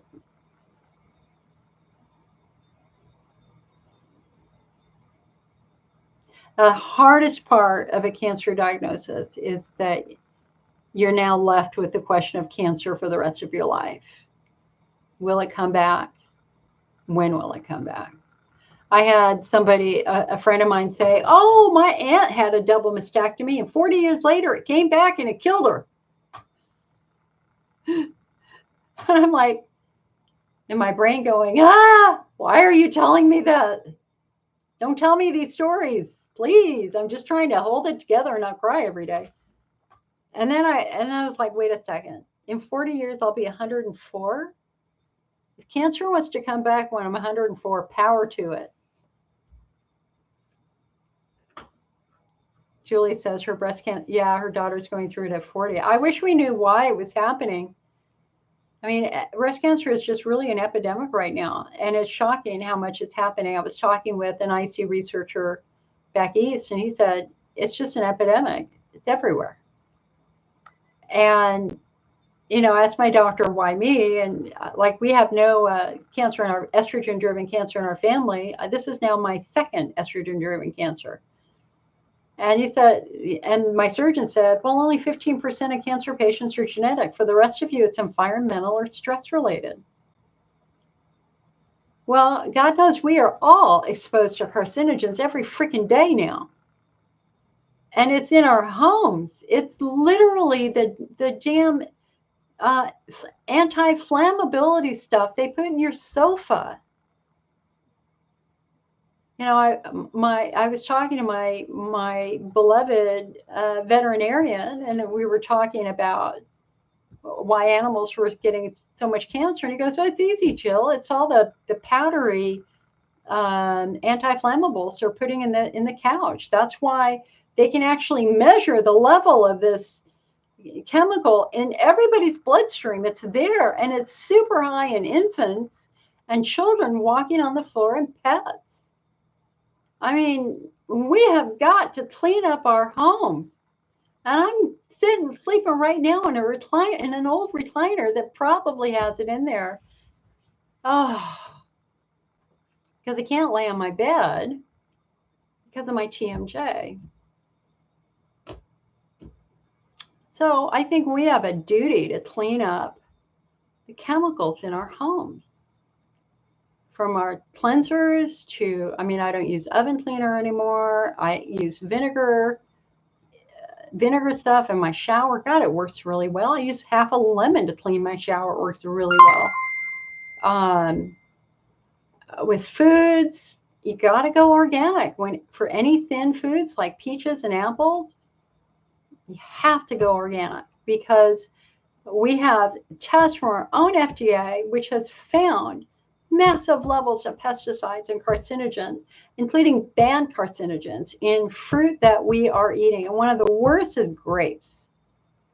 Like 100% of the grapes they tested and 99% of the organic grapes that they tested were contaminated with cancer-causing pesticides, which is why I don't eat grapes and raisins. We have got a real problem. Dawn says the non-flammable chemicals in an old chair are probably outgassed by now. New furniture is worse. Well, except, in the state of California, they're not allowed to use any of those chemicals anymore. And they haven't been for about 5 years. And it's not just the gassing off, it's the foam that powders that ends up underneath the chair that you then walk in and walk around the house in. It's tricky. It's tricky. All I know is I'm, if you don't mind me swearing, I'm fucking angry that I have breast cancer. I have just endured horrific surgery for something that I did not cause. I don't know why this happened to me. Except I'm a chemist and I know it comes from carcinogenic chemicals. Julie says here, my daughter had sofas labeled warning cancer causing chemical. A sofa labeled with a warning about cancer. Exactly. We cannot buy the cheap stuff from China anymore. They were saying that like every year or every month, I don't remember, like there's 100 new chemicals that they've made in labs that they've put in products that are coming here that are off-gassing. We don't know what the hell they do. Yeah, Julie says, get it all out, sis. Right on. Exactly. And, the thing is there are people dying of kidney cancer. There are people dying of bowel cancer. There are people dying of brain cancer. Cancer is, in essence, cells that are growing uncontrollably. They're our own natural cells. Something is stimulating them to grow. What stimulates them to grow is a carcinogen. Estrogen mimickers. So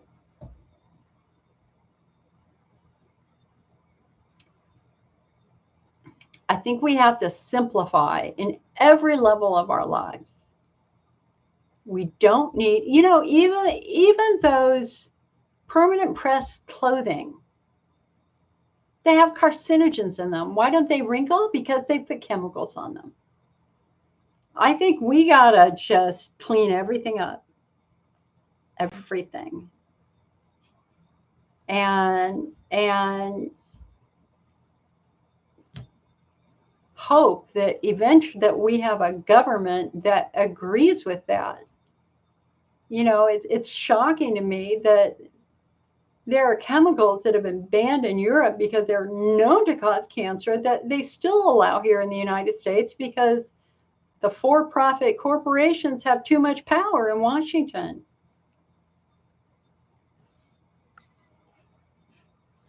We have an election coming up. I'm not going to say parties or anything like that. I'm just going to say this. Ask yourself, who's going to protect you? Who's going to protect you? Who's going to make sure you have health insurance? Who's going to make sure you can afford your meds? You look at the parties. You see which one will do it. And I hope you will vote for the party that will give you what you need to grow old gracefully and will help try to. I'm one of the things I'm really happy with is that President Biden last year convened for the first time a panel on women's illnesses, a research team. That makes me feel good.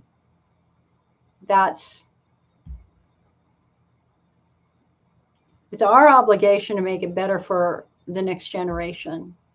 And one of the ways we can do that is just by cleaning things up and getting rid of the fast, icky stuff and get back to the really good basic stuff. Anyway, well, listen, y'all don't need to hear me. How Judy said, hit the like button, baby. Thank you, hon. Thank you. I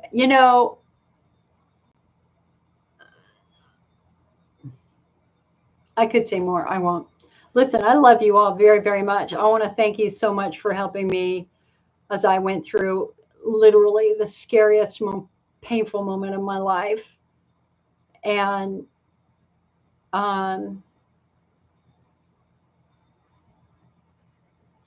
Courtney says, I know people may not agree with his politics, but RFK Jr.'s speech was so true about chronic illness. Well, he's got good sides, good things and bad things going on for that man. It's RFK, not JFK.